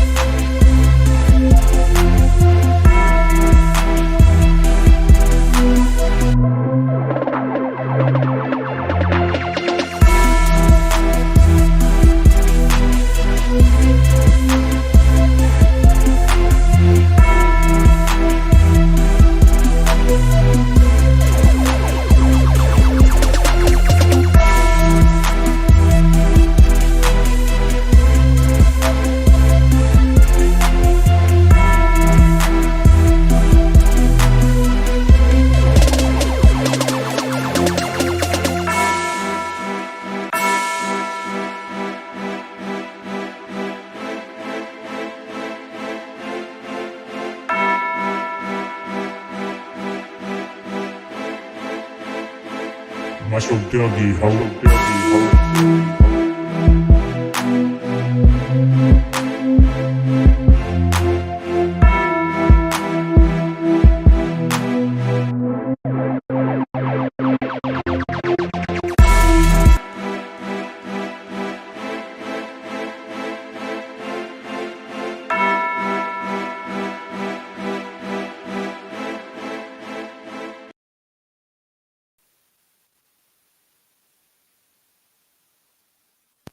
There we go. Okay, we're back. We had to do some things, make some changes, adjustments to the microphone, but we are back here on this Tuesday, September the 12th, 2023. That being said, it is our Q&A Power Hour as we take your questions, your comments, your calls at 843-790-3377. That's 843-790-3377 here on this Tuesday. And the question of the moment, I guess you could say. This question was posed to me over the break, and I'm going to ask you. I want to hear from the masses. J.C. Sherbert locked in his pick, 38-28. The question posed by our very own James Kendall in the Big Cock Club Discord. Would you sign up for a 10-point loss to Georgia right now? If you had it in front of you, if you had the opportunity to take it, would you sign up for a 10-point loss? Anyways, guys, that being said, we do have a voicemail to get to, and then we'll get to your comments, your questions, your calls, of course. Let's go ahead and jump to it. Hey, man, it's Dale. Hey, man, I was just going to give you a prediction real quick while I was in here on the porta john across the street from the job I'm working at. Yeah, man, I say I'm playing the big bad Georgia Bulldogs this week, man, and I just got this feeling. I don't know if it's cause all the nuggets I've been eating this week, but I just got this feeling, man. Y'all gonna give them boys a game. Like, I'm talking about like a real game. Man, I'm gonna put all my 7-Eleven money on Oh, we lost Dale. Here we the go. money line for the Cops this week, man. I see a 31-30 victory for them Gamecocks, man. Dale approved. That's what I'm feeling, man. Like I said, I don't know if it's from all the Burger King nuggets I've been eating this week, and the feathers have started growing up my ass. I don't know. But that's what I got, 31-30. Man, traffic police tried to put a parking ticket on my truck. Hey! Hey, man. Lady out. BDD. What a way to start it. Guys, again, 843-790-3377. BDD locked in 31-30. The Gamecocks getting the W. Spur Your Enthusiasm said this: it's crazy to sign up for a 10-point loss. I don't believe in moral victories, he says. Never sign me up for one of those unless Spencer throws for 500 yards. Let's go ahead and get this out of the way, by the way, because this might be a talking point this week. Let me go ahead and get this out of the way, guys. I don't necessarily believe in moral victories, but I do believe in your program taking positive steps forward. I do believe in that. And so, you know what? Let me actually go back and start it by saying this. If you want to call this a moral victory, then so be it. Like, I don't really give a damn. I would love to see South Carolina go toe-to-toe with Georgia and take them to the wire, win or lose. Guys, I mentioned this yesterday, I believe. There has been one game decided by single digits since 2015. And that was the 2019 upset that many folks look back at and write off as a fluke because that 19 team turned out to go 4-8. Either way, though, Gamecocks won that football game. Outside of that ball game, not a single one of those South Carolina-Georgia games that Georgia has won, all of them have been decided by single digits. So I am not sorry for saying, and if you want to say it's loser mentality, go ahead, say whatever you want. I would gladly sign up for a close, competitive second half ball game because, guys, I can't remember the last time I watched a South Carolina-Georgia game and had reason to give a shit in the third quarter. I don't remember the last time I had reason to be on the edge of my seat after halftime. I mean, so I will not apologize for saying that, hey, a 10-point loss would be a good result for South Carolina. A one-score loss would be a positive. Like, there'd be a lot of positive to take away from a game like that. Yes, if Carolina lost 38-28, I would come out of that game, I'd be feeling pretty damn good about South Carolina. Because if that result happens, like J.C. Sherbert says, the offensive line gave Spencer Rattler time. Spencer Rattler played like a Heisman-level quarterback. Xavier Legette continued to tear the defense up. Other weapons probably stepped up. Some running game got going. Like, I think you'd have a lot to feel good about.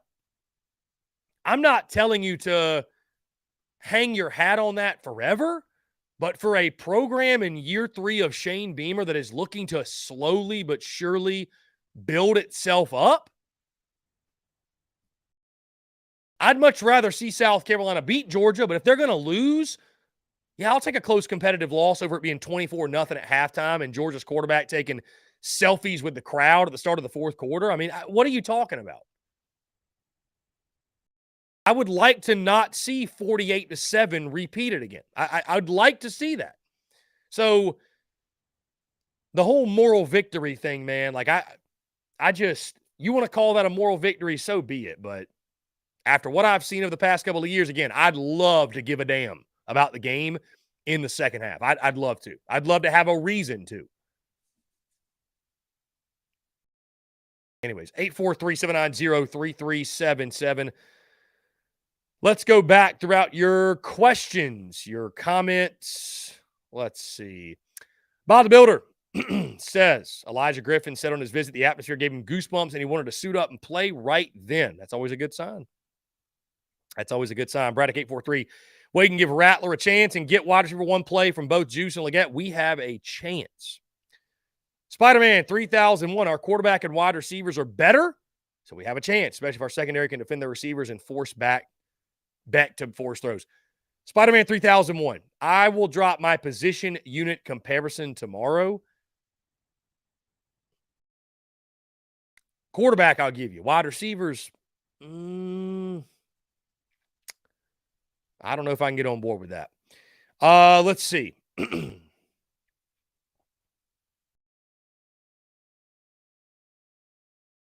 Jeremy Waddell, we just need to block better. If we run the ball and protect Rattler, we can beat any team on our schedule. Much easier said than done. Much easier said than done. Austin Gregory. It's a bigger upset now because they are the two-time champs and ranked number one in the country. Austin Gregory, some people just fail or refuse to understand that. Jeff Gullidge, the upset, we need to score every time we touch the ball. No 3-and-outs, defense force, multiple turnovers. Jeff Gullidge, if you think South Carolina is not going to have a single 3-and-out against Georgia, I don't know what to tell you. Ruin Nation, Georgia's already up 17-0 on Clayton White. That's what it feels like.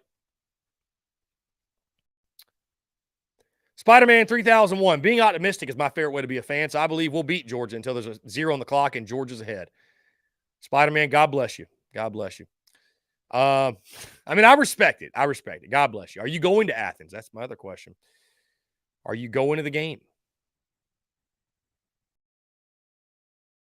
Apparently, Marcellus Dial says Nick Imanwari is playing. So we'll see if that actually comes to fruition. Honestly, just because a player says it, it's take it with a grain of salt type of deal. So, Band homie Brendan says we have better receivers than Georgia. Well, I guess you'll find out my thoughts tomorrow when we break it all down. So, it's funny though. I think the people that are telling me we have better receivers than Georgia, can you name one Georgia receiver not named Ladd McConkey? I would challenge. I bet a lot of those cannot. I will say one of the big storylines, though, in this game is the status of both wide receiver ones, both teams. Ladd McConkey on the Georgia side and Juice Wells on the Carolina side. So, Ben DeRosa, push Ja'Kai out to right tackle, start Trovon Bowe at right guard, start Mario at running back. If Juice is back full go, then we got the weapons. Just need to have more balance in our attack. Bob the Builder says 38-24 Bulldogs. Peyton Smith, we got a few break the glass in case emergency players that need their glass broken. Harbor needs more playing time along with Babalade as well as a few others. Let's see.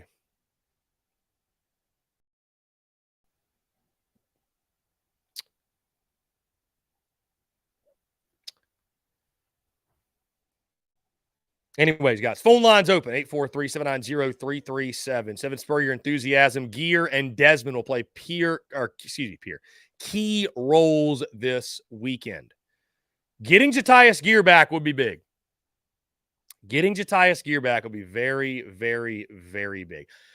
I got to be honest, guys, at this point, I have no clue what to expect when it comes from injuries. The Shane Beamer injury report is as dependable as, I don't know. I take it with a grain of salt. I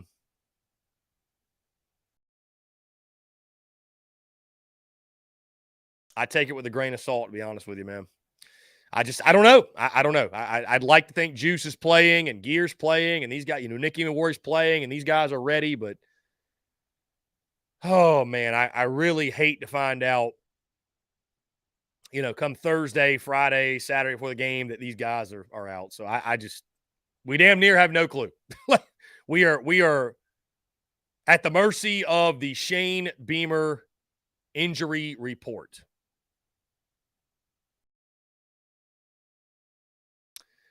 Apparently, two players who requested to meet the media who won't today. Juice Wells and Juju McDowell both did not. Normally, players that are injured don't meet with the media. So, apparently, it says for what it's worth. This comes from Mike Yuva. For what it's worth, players hinted that Juice is getting better. We'll hear from Sherbert at 1:30. I'd say Juice is out. I just, if you're going to ask me right now, gun to head, I mean, does Juice Wells suit up? Sure he does. Does he play? Maybe. Does he make an impact? No. Because until I see otherwise, until I hear Shane Beamer say the words, Juice Wells is 100% good to go, and or I see Juice Wells on the field making plays like we know Juice Wells to do, Juice Wells is hurt in my mind. And I will approach this weekend's game with such mentality because I have no reason to believe otherwise. So I'm not playing this gamesmanship like, no, Juice Wells is out. That's the way I'm looking at it. Juice Wells is out. I'm looking at it that way. So, oh well. I hope I'm wrong, but at minimum, he's limited. And he's not the Juice Wells that we all know. We got a text here. Jack Crowley says, pumped for the Georgia game. I can't eat. I can't sleep. I feel like I'm 10 feet tall and strong as an ox. These Georgia boys don't know what kind of sandstorm is coming into Athens this weekend. Go Gamecocks and beat the Bulldogs. He said something else, but I'm not going to read it. Let's see. Bobby Wethead says he's still not sold on Carson Beck. Thank you for the super chat, my friend. What a hell of a name. How bad will they beat us? Do you really think our Cocks can handle the Dogs? You'll know my prediction on Friday. I have been kind of just sitting back, especially in our Big Cock Club Discord, which, by the way, guys, join today, patreon.com/BigCockClub, or head over to the link in bio on our social media. Click the Big Cock Club link. You can join the Discord today. I've been kind of just sitting back and observing because, admittedly, we got a couple of folks in the Big Cock Club Discord that their middle name is Slapdickery. If they didn't post Slapdickery, they would not post at all. And so I've been kind of sitting back, looking at some of the predictions and the thoughts, because everything I say, Big Bad Chris, is met with resistance and met being, it is consumed by many through these garnet lenses, if you will. So I'm just kind of just minding my own business this week, just kind of observing, seeing what others have to say. And then we get to tomorrow, Thursday, Friday, we start breaking it down. You guys will know my full thoughts. You never know. I might be picking the upset. You have no idea. But I might be picking a 50-point loss. You have no idea. So I'm gonna save my thoughts. I'm gonna save my thoughts for the show itself. And once those things come out, we can discuss, we can conversate it, what have you. But I'd like to see South Carolina. I'd like to believe the Gamecocks can give Georgia a close game. I'd like to think that 27.5 is way too much. That feels like a crazy number on the spread. That feels like a crazy number on the spread. But at the same time, you lost by 41 to them last year. So is it crazy? I don't know that it is. I don't know. Terminator 98. The O-line mix-up looked better against Furman. Play the freshman. I would agree. I think going in this game, though, you've got to kind of pick and choose how you do things. Not a recipe for success to play these true freshmen against Georgia, but baptism by fire, man. I think you'd be better off in the long term getting these guys out there, getting in some reps before Mississippi State. So, I'll be curious to see what they do with the O-line. Because I tell you this, if they put Sidney Fugar back out there at left tackle, I wouldn't be surprised if he quit football after the game, after what that Georgia D-line is going to do to him. I mean, really, truly, genuinely. Let's see. Again, Robert Hastings. Chris, do you believe Juice will play? If so, he's 100%. I do not. I do not. I'll tell you this. Again, does he dress out? Does he trot on the field? Maybe. I don't believe the 100% version of Juice Wells that we know that will make an impact in a game like this. I don't think he'll be out there. Until I hear otherwise from Beamer or I see it with my own two eyes, I don't believe it. I don't believe it. I don't care if, Shane Beamer just refuses to give us any real tangible injury report with Juice Wells. Well, I don't think he's playing. So I don't think he's playing. Let's see. Frank says, if we score 28 points, I'm rushing the field. D.D. Short, 42-34, Georgia. Rattler goes for 350, 3 touchdowns. Xavier goes for 125 plus. I hope you're right. I hope 350 passing yards against that Georgia defense. I hope so. Lynn Turner, I would sign up for a loss by 10 to Georgia if we came out with no injuries. Same, absolutely. Austin says Georgia will be beat eventually. Why not us? I mean, why not South Carolina? It'll take great effort, great execution, and, we'll see. But why not South Carolina?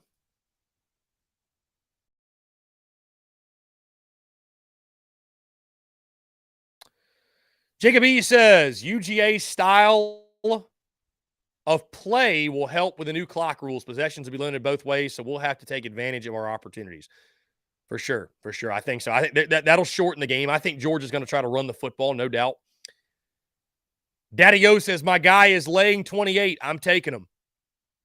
28 does feel like a lot.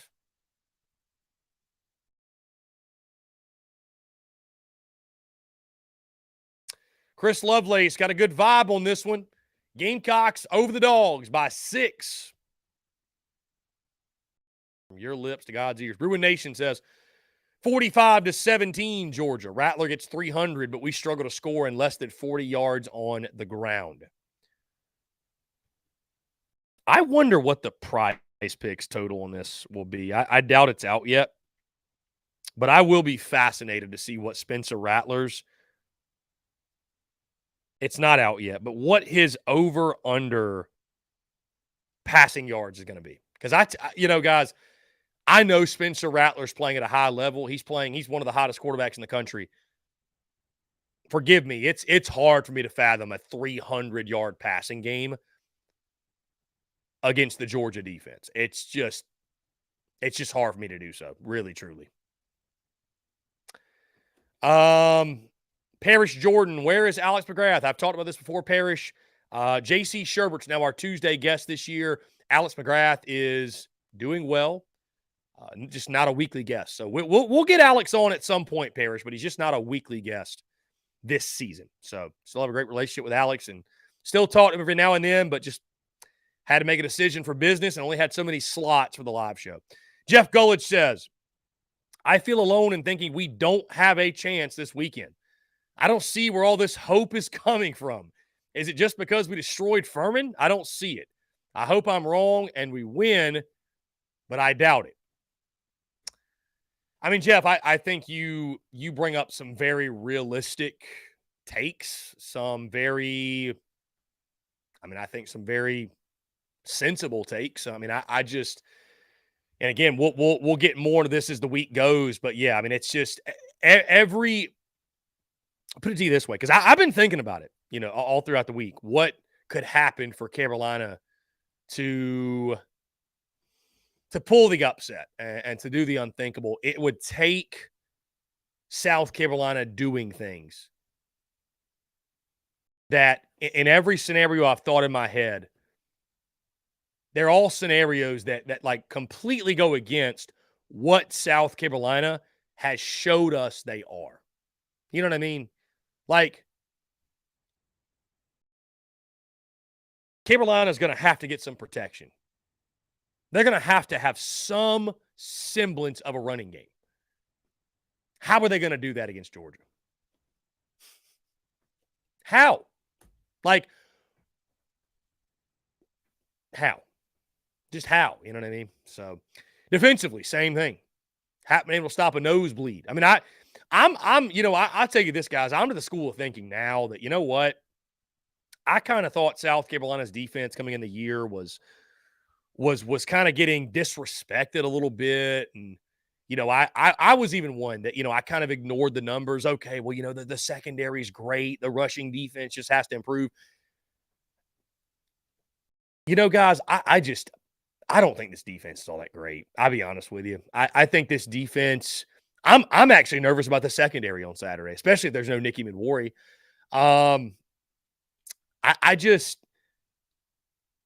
I'm tired of talking about Clayton White and this defense like there's some top 3 or 4 unit in the SEC when this is actually at best middle of the pack group. Like, I don't know why we sit here and try to convince ourselves and pretend like this defense is some elite unit. Like, they're not. They're not. The defense is not good. You know what I mean? Like, I've been trying. They're not, dude. The defense is not good. So, will they be able to get the ball off people and create turnovers and all that jazz? Like, maybe so. But if we're just lining up mano-y-mano, Carolina's defense has no answers for Georgia, for the most part. I don't think Carolina has any answers for Georgia. I don't know, man. I hear it from some of the national guys I talk to and some others, like Carolina's defense, not good. They're not good. They're not good. I'm like, am I the one that's crazy for thinking this defense is not all that bad? And then I'm like, I think I am actually the one that's crazy. So we'll see. I mean, this entire ball game is a huge opportunity in regards to a statement for South Carolina. Ken's Shane Beamer's press conference is happening right now. In case you missed it, we are not airing those this season. We are not airing those because we have things to discuss, content to get into, and all that does is just kind of take up time that we could be chatting with you guys, conversating, what have you. So, yeah, I will. If anything jumps out, we can talk about it on the show tomorrow. Of course, I'll have content pulling quotes from that conversation. It's over. So Beamer's presser's over. Okay. And that's why Brewer Nation, I don't stream it. We don't talk about it on the show really because it's all coach speak. There's nothing to dissect and break down. And you guys know, man, my content is not box score banter, right? We're able to actually sit down and create our own critical opinions and think about what we want to say. We don't have to try to read in between the lines of coach speak. And I love Coach Beamer, but dude, all these coaches will tell you, you go to the podium and you say what you have to say. You don't say the truth. You just say what you have to say. You know what I mean? To get it. None of these coaches want to do media. They don't really like media all that much. They just say what they have to say, coach speak to get it over with. So, there's no point in us trying to go crazy, pulling our hair out, trying to, well, what did he mean by this comment? What did he mean by that comment? Like that's why I don't spend time doing it. Let's see. The information station. Georgia's not the same team as last year either. Well, by default, information station, they're not the same team as last year. They have a new quarterback, new OC. They've got new players on defense, what have you. Like, they got new running backs. They lost Darnell Washington. I totally get it.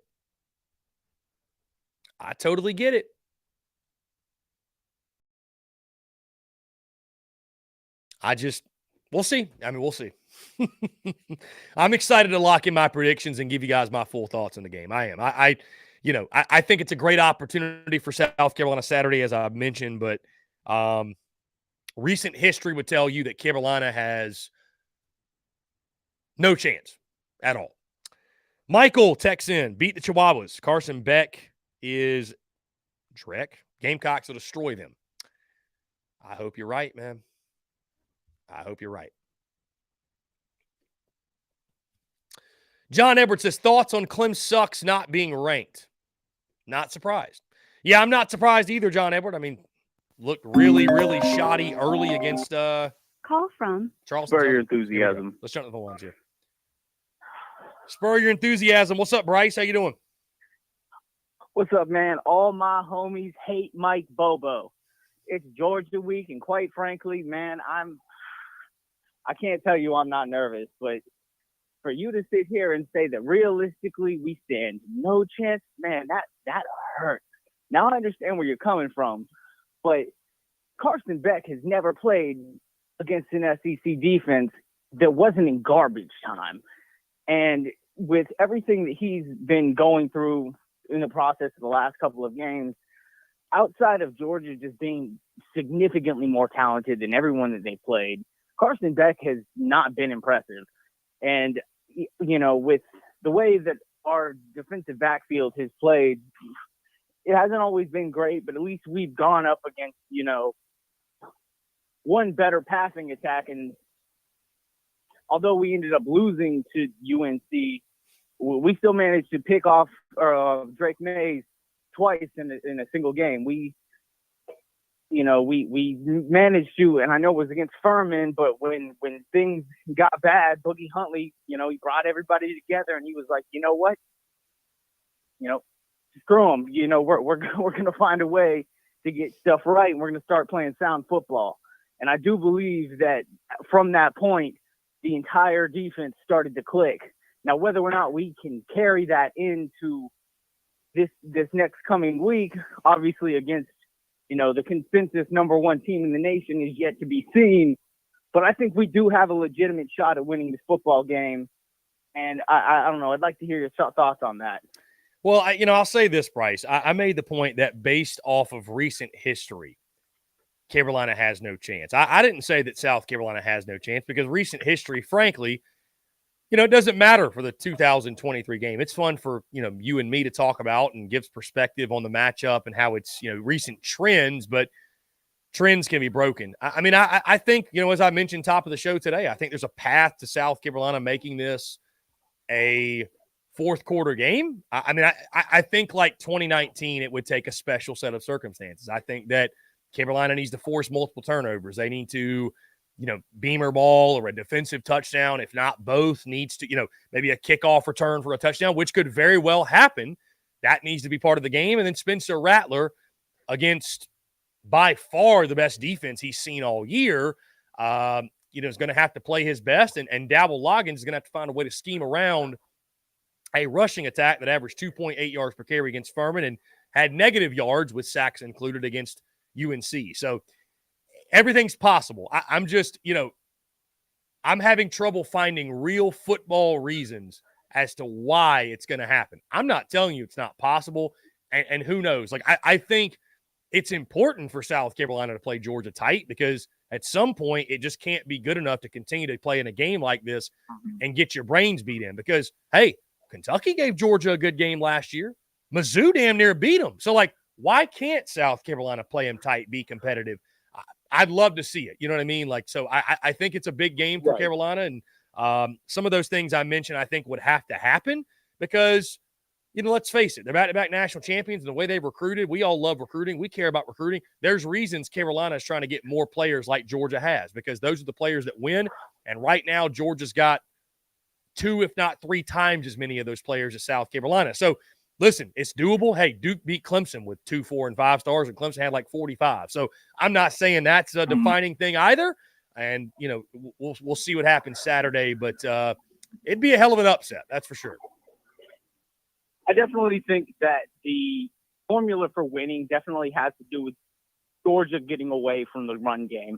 A lot of the same ways that we did last year. I know it's a completely different team, completely different year. A lot of the same ways that we did against Clemson, where, let's face it, if they would have decided, you know, we're going to run the ball on you 50 times and we're just going to pound your teeth in over and over and over until you just submit, we're probably going to lose the game. But if we can force Carson Beck into a situation, and we know Mike Bobo, he can't scheme up the offensive game plan to save his life. If we can get him away from that run game, and force Carson Beck to pass the ball, I think we have a legitimate shot at winning the football game. Well, I think that's the key, Bryce. I mean, to your point, we'll talk about this as this week goes because I don't think it's any secret. I mean, you've definitely got to find a way. And Georgia struggled to run the ball against Ball State, UT Martin. They've been less than stellar for sure. You got to find a way to get Georgia in 3rd and longs and put Carson Beck in some uncomfortable situations, right? Like the pass rush. We've only seen it once against a Power 5 opponent. It wasn't good against UNC. It's got to be better. Like if you can get Carson Beck in Georgia in some 3rd and longs, get some pressure on him. Well, all of a sudden, right? Like you like the players in the secondary. Like there's a chance they can make some plays, get some turnovers, and you're off and running. So, but because here's the thing, Carson Beck, I know he's unproven in SEC play. I totally get that. It's a huge game for him, but he is extremely talented. So if he gets comfortable and he's got time to throw, if he's got a pocket like Drake May had, I don't doubt he's got all the ability and talent that he needs to have a field day, to be honest with you. So, yeah, it's all about that front seven. It's all about that front four, getting pressure on Carson Beck. You got to win first down. You got to slow down the run game. And so, I think the path to victory is somewhat simple, Bryce. It's the execution part that is somewhat difficult.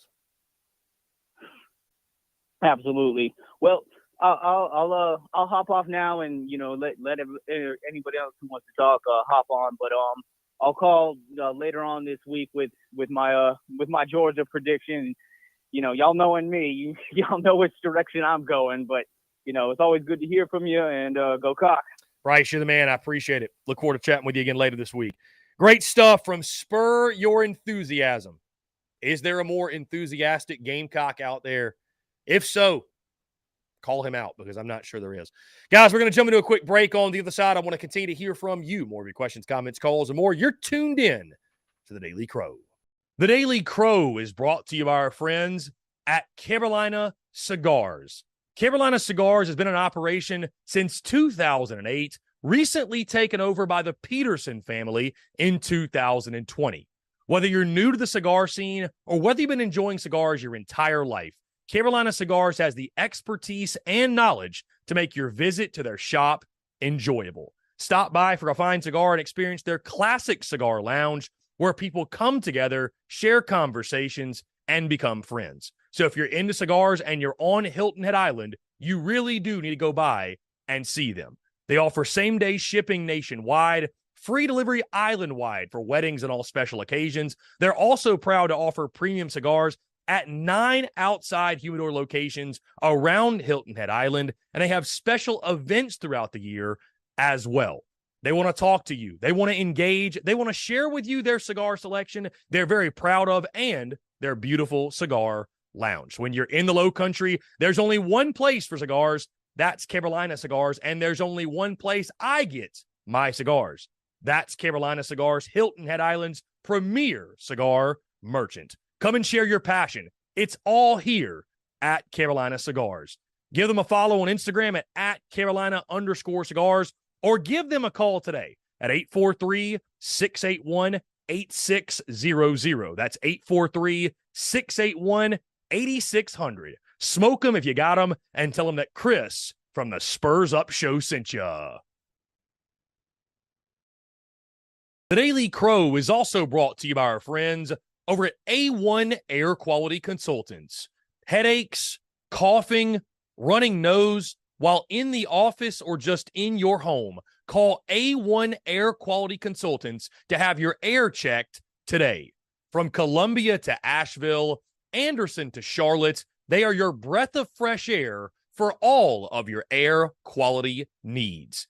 Be sure to give them a call or shoot them a text today at 864-619-2092. That's 864-619-2092. You can also contact them via email at a1airqualityconsultants@gmail.com.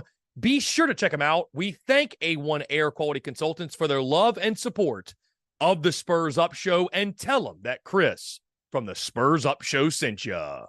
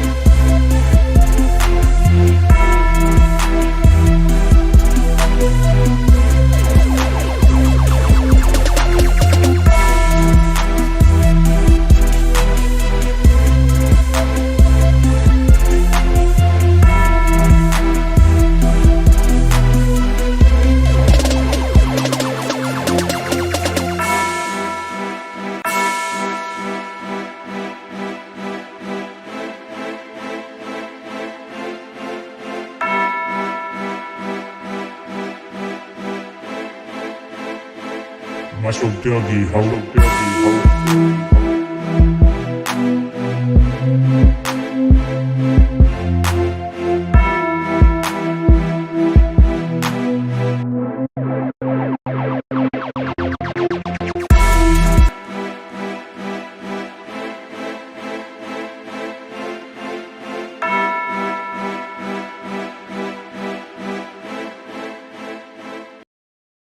All right, guys, we're back here on this Tuesday, September the 12th, 2023, as we rock through the Q&A Power Hour.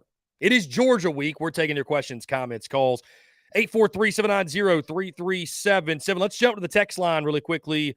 Our good friend Justin says, which SEC coach will be let go this season, Billy Napier or Jimbo Fisher? I got Jimbo. What's the future of Coach White? Should South Carolina go after Dallas Cowboys defensive coordinator? I'll start with Clayton White. I think South Carolina would have to be really, really porous on defense this year for a change to be made there. So I don't expect that. Which coach of Napier or Jimbo Fisher is going first? That's a great question. That's a great question because both have crazy buyouts.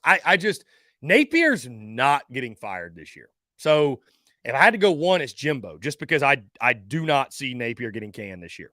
So I do not see it.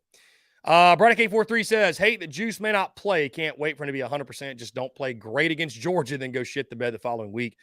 That Alabama win and Kentucky loss in 2010 still stings. Terminator said, regardless, this game cannot be more disappointing than the UNC game. Well, because there's not going to be high expectations of South Carolina to win the football game, and then only for Carolina to fall flat on their face. So, Terminator. South Carolina either wins the game or UGA blows us out by 35 points. My guy DGD up in here. He says if UGA gets into a rhythm on offense, it could get ugly fast. I don't disagree with you, DGD. Tommy Wallace, if we score 28 to 38, 31 points on Georgia, could that be enough? Yeah, it absolutely could be. Yeah, I think it absolutely could be. Marion R26 says, Tennessee, we had no chance last year. Well, the only thing Marion R26 I'd say about that game, South Carolina was at home at night, and Tennessee's defense and Georgia's defense, not the same. Not the same. Jacob E. says, much like the Tennessee game from last year, there are very few football reasons we could win this game. We will have to do something we haven't seen yet this season. Anything is possible, though. You're right. Anything's possible. DGD says, be prepared for safeties flying down to hit the line of scrimmage if the short game is the way y'all go. DGD, what's the status on Javon Bullard? Is he out? I think Bullard is out from what I've heard. Is he out, though? What would you say? Let's jump to the phone lines here. Call from Peyton. Peyton, what's going on, man? How are you? I'm doing all right, Chris. How about yourself, man? I'm doing pretty well. I appreciate you asking. What's going on? So, just to expand on my comment from earlier about the break the glass players, I think in order for us to, as we like to use this phrase a lot, take that next step, the talent that we do have, it doesn't seem to be in our upperclassmen, especially up front. Now, you do have exceptions with, of course, Rattler's one of the most talented quarterbacks in the country. Xavier Legette emerged as one of the most talented receivers in the country. And you kind of have, and Dak's a talented player. And we kind of got some guys, but the majority of our talent is in our young players. And I think you can't leave them in the glass and expect them to be effective when you need them to be. Mm-hmm. Especially if it comes down later in the year and the injury gods have just taken everything from us, and we're going to ask these freshman guys to step in with no prior experience later in the season. I don't think it's going to work out. So I think we need to give these guys as much playing time as possible. Now, I'm not saying that we're going to go out there and get our ass kicked and we're going to have freshmen come in during garbage time. No, I mean, we need to have these guys either starting or in the first and second quarter rotations offensively, defensively. You touched on it. Pup Howard, man. Pup Howard looks like a dude in the making. He's a lot bigger than what I was expecting him to look like on the field. He's got a presence on the field to be and just kind of like Debo Williams. Debo Williams is going to knock your head off, and Pup Howard kind of played with that same kind of intensity, flying all over the place, making plays. But he's got to get more opportunities. Big Tree Babalade, you keep touching on it. 3 out of the top 4 offensive line grades were true freshmen. That it's not like Furman put all their scrubs in and then that's when our true freshmen looked good. No, Furman was still trying to win the ball game with their starters in, playing against the same level of competition as our starting offensive line was, and our true freshmen came through and shined. So I think, you like to say Fugar's name a lot, and I kind of agree with you, man. I think Fugar needs to see the lesser of the snaps up front. So but the infusion of freshmen needs to continue this week. Peyton, I think the word you're looking for is Sidney Fugar needs to see the portal. That would be the most ideal place for him to go. I know I'm being harsh, but it's just me being honest. No, I'm kidding. I'm kidding. I appreciate the depth that his presence can provide. But anyways, no, I agree with you. I mean, I tend to think that, again, South Carolina, I don't know how you maneuver it in this game against Georgia, right? Because I'd love to see them play all these young guys, and it's not punting on the 2023 season, but it is getting guys in there that can also help you win this year. They just need to get some reps. I mean, they need live game action, game reps, because I think guys like, Big Tree Babalade and Trovon Bowe and Shivers and Marquis Anderson, if they play now and take their licks in the first couple of weeks, I could see second half of the season those guys being big time contributors, and South Carolina being much better on the offensive line because of it, right? So, that's the direction I would go. Certainly, obviously, we want to see more of Nick Harbor, Pup Howard. That's a given. So that, I would agree that there are some guys for sure that, I'd like to see inserted and given an opportunity. And I understand it's Georgia, but if they're your best players, most talented players, why not? Let's roll the dice, see what happens. Yeah, that's right, man. It's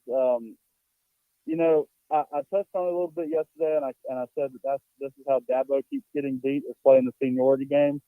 But at the end of the day, man, you got to put your best 11 out there.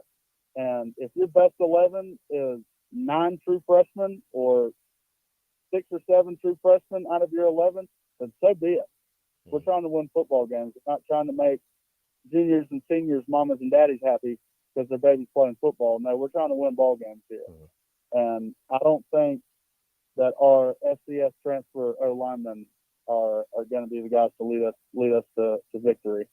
Now, that being said, I know is Yale FCS? Yale is the Ivy League, so I think they are. I don't know exactly, to be honest with you. I don't know exactly what division Yale would be considered at. Yeah, but I think right now, call me crazy, I think Gargiulo's looked the best through the first 2 weeks. I mean, I think Gargiulo is probably the best offensive lineman we got right now. But I think a guy like that at the helm, either at guard or at center, to hold it down in the middle and help these young guys along, that can prove very, very helpful, very, very positive for our core as a whole, especially if you get these young guys developed. I just think Nick Gargiulo is a guy that can help accelerate that process. By the way, just a quick side note, Yale indeed FCS. I did just look that up. But no, I mean, I like Gargiulo in the middle. Listen, I think it speaks to the state of your room when a guy like Yale can come in and automatically be head and shoulders above everybody else, you know? So call it for what it is. But, you know, to have a guy like that who was a captain at Yale, which if you go look at the history of that, it's no small feat to accomplish that. I mean, having him like that in the middle, a leader for you, I think it's big. So, listen, I'd like to think that South Carolina's offensive line, I mean, we've seen this whole song and dance. I was asked yesterday about, you know, do you want to change your record prediction for Carolina from 7-5 to something else that you had in the summer?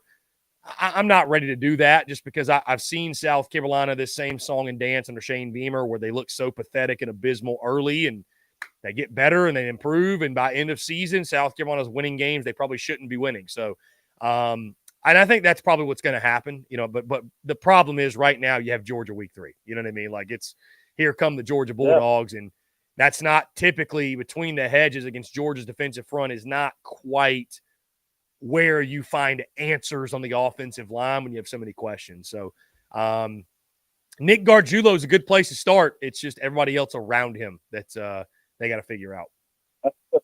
That's it, man. I think we through 2 weeks, I think we found our cornerstone offensive lineman, and Gargiulo. I think he's kind of asserted himself in that leadership role as well. But you know, Shane Beamer told us this whole offseason, the entirety of this offseason, we're going to be playing freshmen at every level of the field. So play them. I mean, that's stick to your word, man. I mean, you kind of scared the fan base a little bit through the whole season, saying, "Oh God, we're going to have all these freshmen playing," and then we wheel out FCS transfer upperclassmen on the offensive line that just get absolutely bullied for 2 weeks. So, I mean, if you think they're going to improve now, then we're on two different wavelengths. I think, you know, at this point, guys like Wanamaker, guys like Fugard, guys like Vershawn Lee, they're going to be, they are what they are. But for these freshmen, with all this promise and all this talent and all this athleticism they have, the sky's the limit for these kids. And I think it's about time to find their potential. But like I said, man, Beamer told us all offseason we're going to play freshmen at every level. So play them. So Peyton, I agree. That's all I got for today, man. So I'll holler at you more this week. I'll give you my prediction. Let's see. Today's Tuesday. I'll give you my prediction on Thursday or maybe even Friday. But I'm thinking Thursday. But I'll go ahead and give you a hint. Carolina covers. So I'll like I said, I'll let you more this week. Stay cool out there. Thanks for the up show. Go Cox, I appreciate it. Peyton, you're the man. I appreciate it. Thank you so much for the call. Great stuff as always. Peyton says the Gamecocks cover. That's a good place to start. Tommy Wallace says best case scenario, we get a 2-score lead early and they force into more passing situations. Slow the game down for us, a positive. So South Carolina gets a 2-score lead early.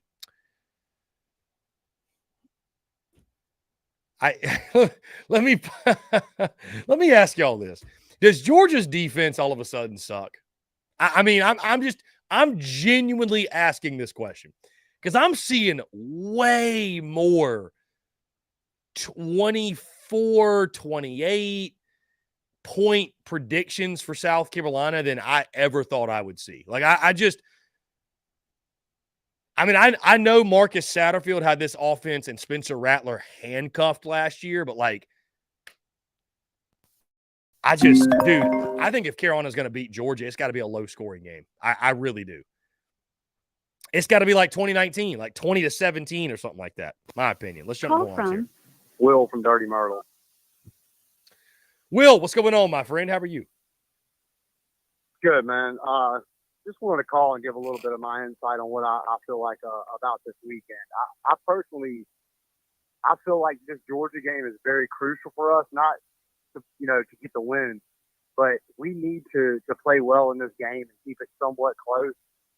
Because if we go into next week's game, the Mississippi State game, after getting our brains beat in, we're in a real bad position because you're looking at that game, you lose that game at Tennessee after that. I mean, you're looking at 1-4.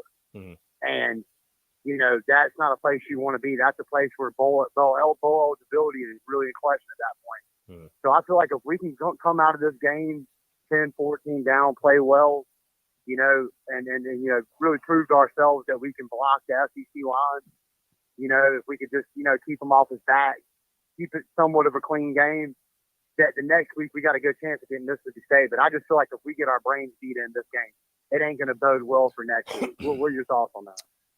Oh, I think you're absolutely right, Will. I think to keep it to keep it a buck, and I'm glad you did that, is that, listen, we'd love to see South Carolina pull the upset. I'm certainly not trying to spoil my prediction for Friday or anything because, hey, you never know what old C. Philly might pull out of his sleeve and pick for the game. But it's fun to dream and play make-believe and pretend that South Carolina could win this football game. But to your point, this football game right here is about setting yourself up for the Mississippi State game because that's the game to me that if you lose that football game at home at night, if you lose that game, my friend, 4-8 and 5-7 come into the picture. Like really, truly, genuinely. So that's the one. Like upsetting Georgia would be awesome, right? Nobody's denying that.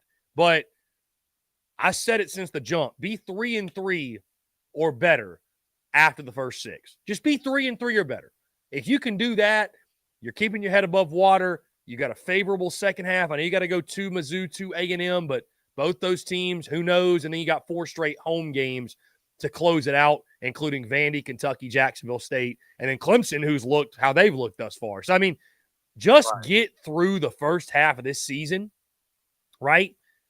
Not, with your head above water, if you will, and you give yourself a chance in the second half. But I agree with you in the sense of, again, you want to call it moral victories. Like, I don't really give a damn. Like, having an impressive showing would set you up well.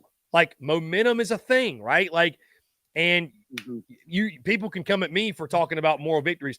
Man, if Carolina went out there and lost 38-31, Gamecock Nation will be jumping for joy going to Mississippi State. Well, you cannot tell me you can't tell me any freaking different, man. You know what I mean? So, like, and I think it would just show positive progression because, dude, like I mentioned, like South Carolina, the last time they played a single-digit game against Georgia, the margin of victory or defeat, I should say, was single digits, right? The last time it was single digits, and Carolina didn't win because they won in 14 and 19.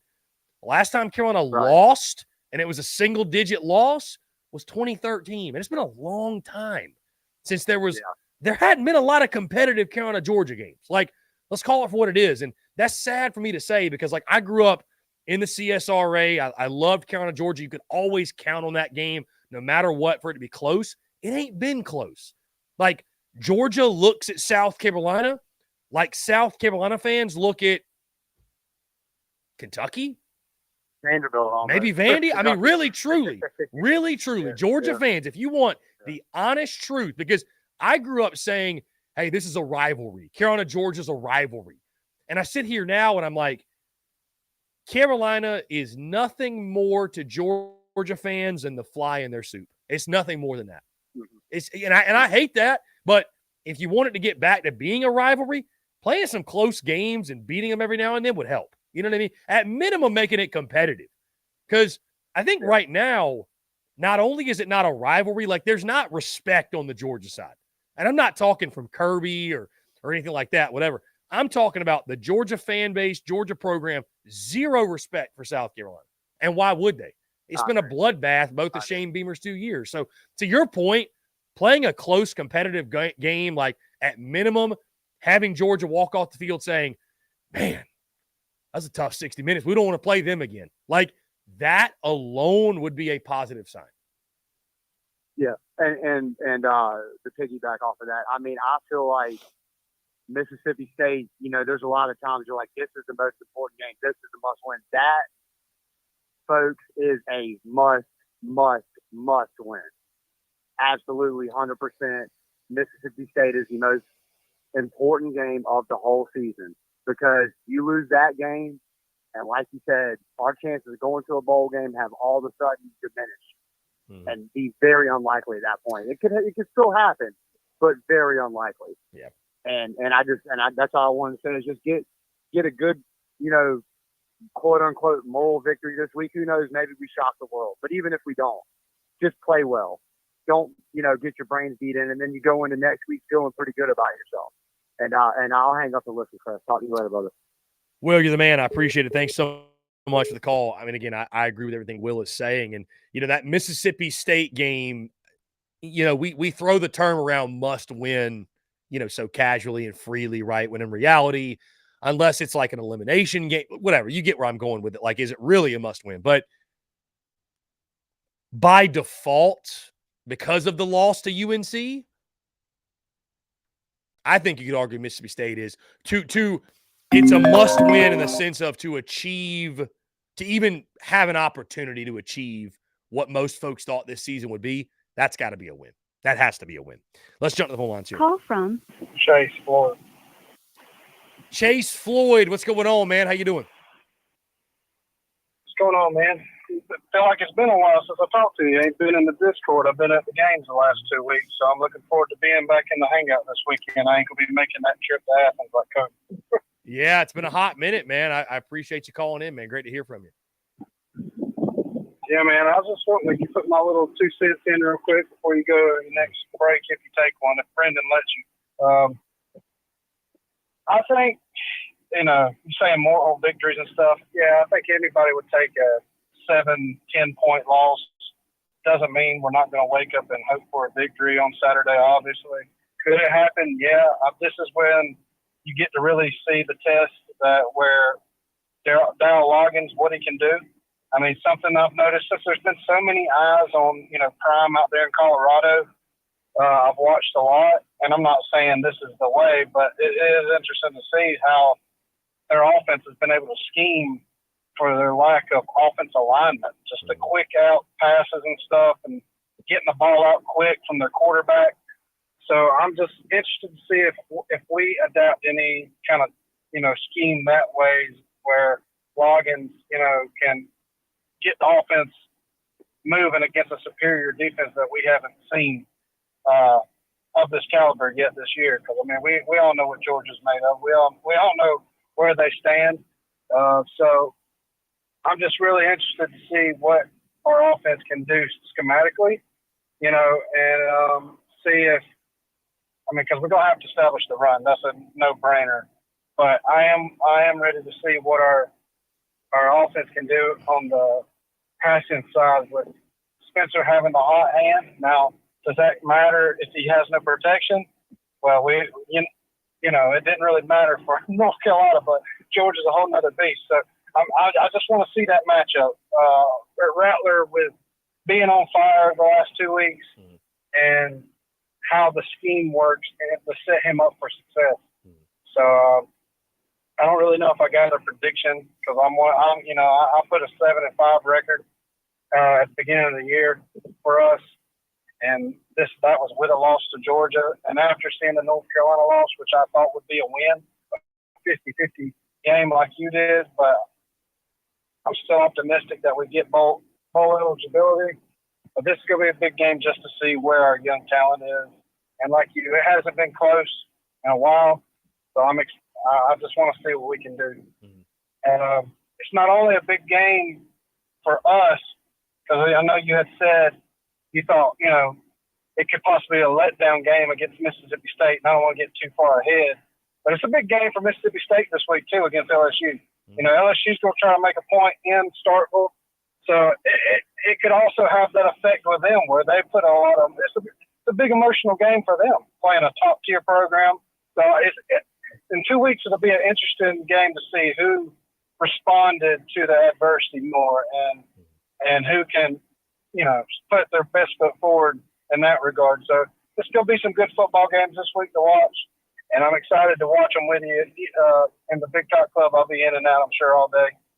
So I just want to put my 2 cents out there, man. Love what you do. Get in the Big Cock Club chat. If you're not in there, it's a great place for banter and slap dickery. And Chris, I'll holler at you this weekend, man. Go Cock. Chase, great stuff. Great to hear from you, my friend. Appreciate you. And, yeah, really, really good stuff from Chase there. I'll say this, too, to one of the things he brought up, and I saw a comment, too. You know, we were talking about the offense and Rattler and the way they've thrown the football, and it's been great, man. It's been great, right? But I do want to speak on something that I've seen on social media recently, and I don't, I think people that say this, how serious are they really? I don't know. But those that suggest that South Carolina should go to the air raid as an offensive game plan for the rest of the season because of the offensive line woes, the lack of running game, if you will, right? A running attack that averaged just 2.8 yards per carry against Furman, right? Negative rushing yards against UNC when you factor in sacks as well. But people saying, let's just go air raid, air it out, throw it downfield all season long. Number one, Dowell Loggins don't call air raid. That's not his offense, right? He don't run air raid. That's number one. And to make that switch between the Furman and Georgia game, like, it's not as simple as, like, picking a different playbook in NCAA football and all of a sudden, well, we run the air raid now. Number two, guys, I'm going to tell you right now, the whole let's go out there and let Spencer throw it 50 times, and I know he's been great. He's been, red hot to start the year. If South Carolina cannot manufacture, if they can't just do it, if they can't get a running game going, they have no shot. They have no shot. Because what's going to happen is they're going to get in second and long, third and long, and a lot of those 50-50 balls, honestly, guys, that Spencer Rattler's been throwing up against UNC and Furman, and again, he has played fantastic football. But a lot of those, they're not all going to be completed. Good chance some of them might be picked off.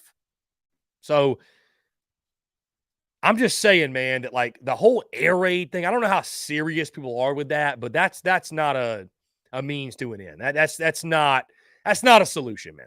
You're not going to make a living in the SEC at a high level. And guys, here's the thing. You want to talk about air raid. Okay, cool. Who else besides Xavier Legette has emerged as a big-time playmaker? I mean, I liked what I saw from some different guys against Furman. But I don't know if Eddie Lewis is ready to go toe-to-toe against Georgia. I don't know if, I don't know the status of Amarian Brown. And if he's healthy, I don't know if he's ready to make a big play against a Georgia. I don't know if Nick Harbour is even going to see the field because, honestly, just because he had a touchdown catch against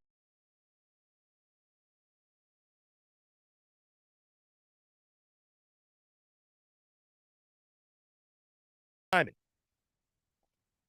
The Muschamp Packers just cut me off there. Anyways, Trey Knox, Joshua Simon. I mean, where have they been? Are they ready to go out against Georgia? So the whole air raid thing, man, like I'm not – I don't know if people are just kind of like half joking, like whatever, but like I don't see it, man. I don't see it. Luis Martinez the second. Wells and Knox, I would say, are proven.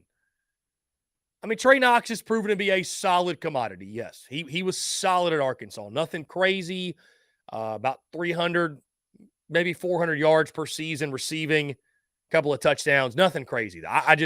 And then Juice Wells, of course, is proven, but I don't think he's going to play. I don't think he's going to be fully healthy for this game. Until I hear otherwise, see otherwise, I don't believe it. Alonzo, where is Nick Elksness from Florida? I think I saw him against Furman, but he didn't do anything. So, Austin Gregory says prediction. Offensive line shows traces of week 1 level play against Georgia's line of scrimmage, and casuals blame play calling and bash Loggins.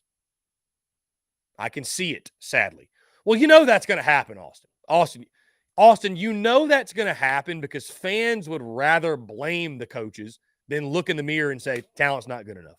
Those players aren't good enough. For some people, Austin, it hurts their feelings to be that critical of their favorite players. They'd rather blame the coaches. It's the coach's fault. I mean, Austin, what you're saying happens every year. Believe it or not, even in good seasons. I mean, last year, for example, unfortunately, the narrative by so many is not, man, Carolina, Shane Beamer, what a hell of a job. He took a 6-win football team and got 8 wins out of them. They overachieved. No, by most of Gamecock Nation, it's, well, they slapped it coaches. We should have won 10 games. We should have won 11. You know what I mean? Like, it's always the coach's fault. It's always. And I'm critical of the coaching. I get it. But that's why, Austin, I said over the summer, that was my prediction for Dowell Loggins, is that even someone who's been as critical as I've been about Dowell Loggins, I think we're going to get to season's end. I think we're probably going to be 7-5. And I think that there's going to be some disgruntled fans regarding the offense. Because, I think this rushing offense is on pace to be the worst in the SEC. It's on pace to be one of the worst in college football. I think it will be. I don't see a solution for the running game, which doesn't mean Carolina can't go win 7 games, but that's just the reality of what you are as a football team. And so I think a lot of people are going to blame Dowell Loggins for that. When it's like, no, it's just, this is where, JC said it, I've said it, it's a bridge year for you on the line of scrimmage.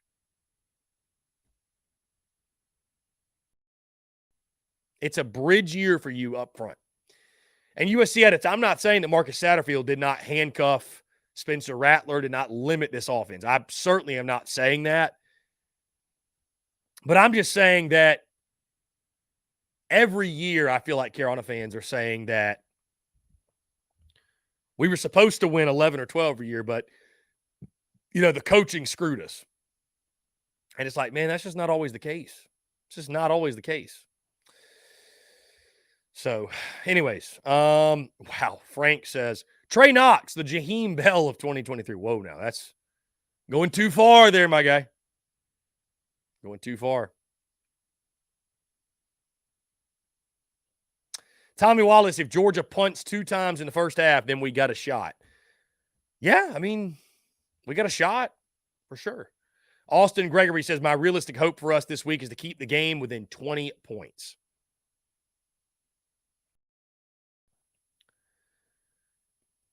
What y'all think about that? I mean, I just like Tommy Wallace says, which is more important for us to have success on Saturday, our offense or defense? I say offense, because I think you can win big with an electric offense. And if your offense succeeds against Georgia, you got a good offense, right? Robbie Davis texts in and said, we're going to have to play out of our mind to win this game against Georgia, but honestly, I do not see us winning Saturday. So there's Robbie's prediction, I guess. I'm sure he will.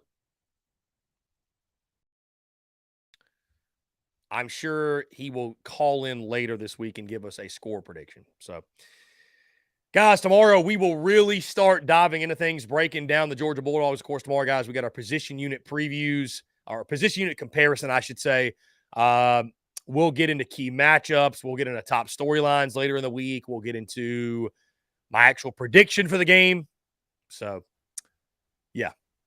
Looking forward to it, man. I'm excited for this. And it's always fun, Gamecocks and Dogs. And like I said, this is one that, I grew up watching this game, obviously. I hated Georgia more than I hated Clemson growing up.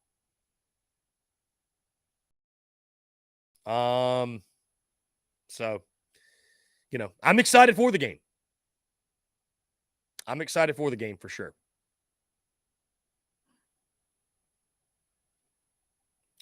Guys, that being said, make sure you hit that subscribe button on YouTube. Hit that bell icon so you get notifications of when we drop new video content. We go live as well. In case you missed it, by the way, TDC is now live on Facebook and X or Twitter, whatever you want to call it, as well. Also, be sure to hit that subscribe button in regards to the podcast. iTunes, Spotify, Google Podcasts, wherever you get your podcast. You can check us out there at the Spurs Up Show. The podcast drops every single day, 5 p.m. Eastern. Robert Hastings says, I think Georgia will cover. I'm tired of the Gamecock heartbreak. They only beat us by 41 last year. Let's see. Big Wash, don't forget, Will Muschamp took a team down there a few years ago and won. Indeed. Let's see if they can do it again. Final question. Bruin Nation says, does Beamer tell Gamecock fans to find some joy next Tuesday? Bruin Nation, you never know, my friend. You never know. That being said, guys, hey, thank you all so much. Appreciate you all tuning in. Have a great rest of your Tuesday, and we will talk to you all tomorrow.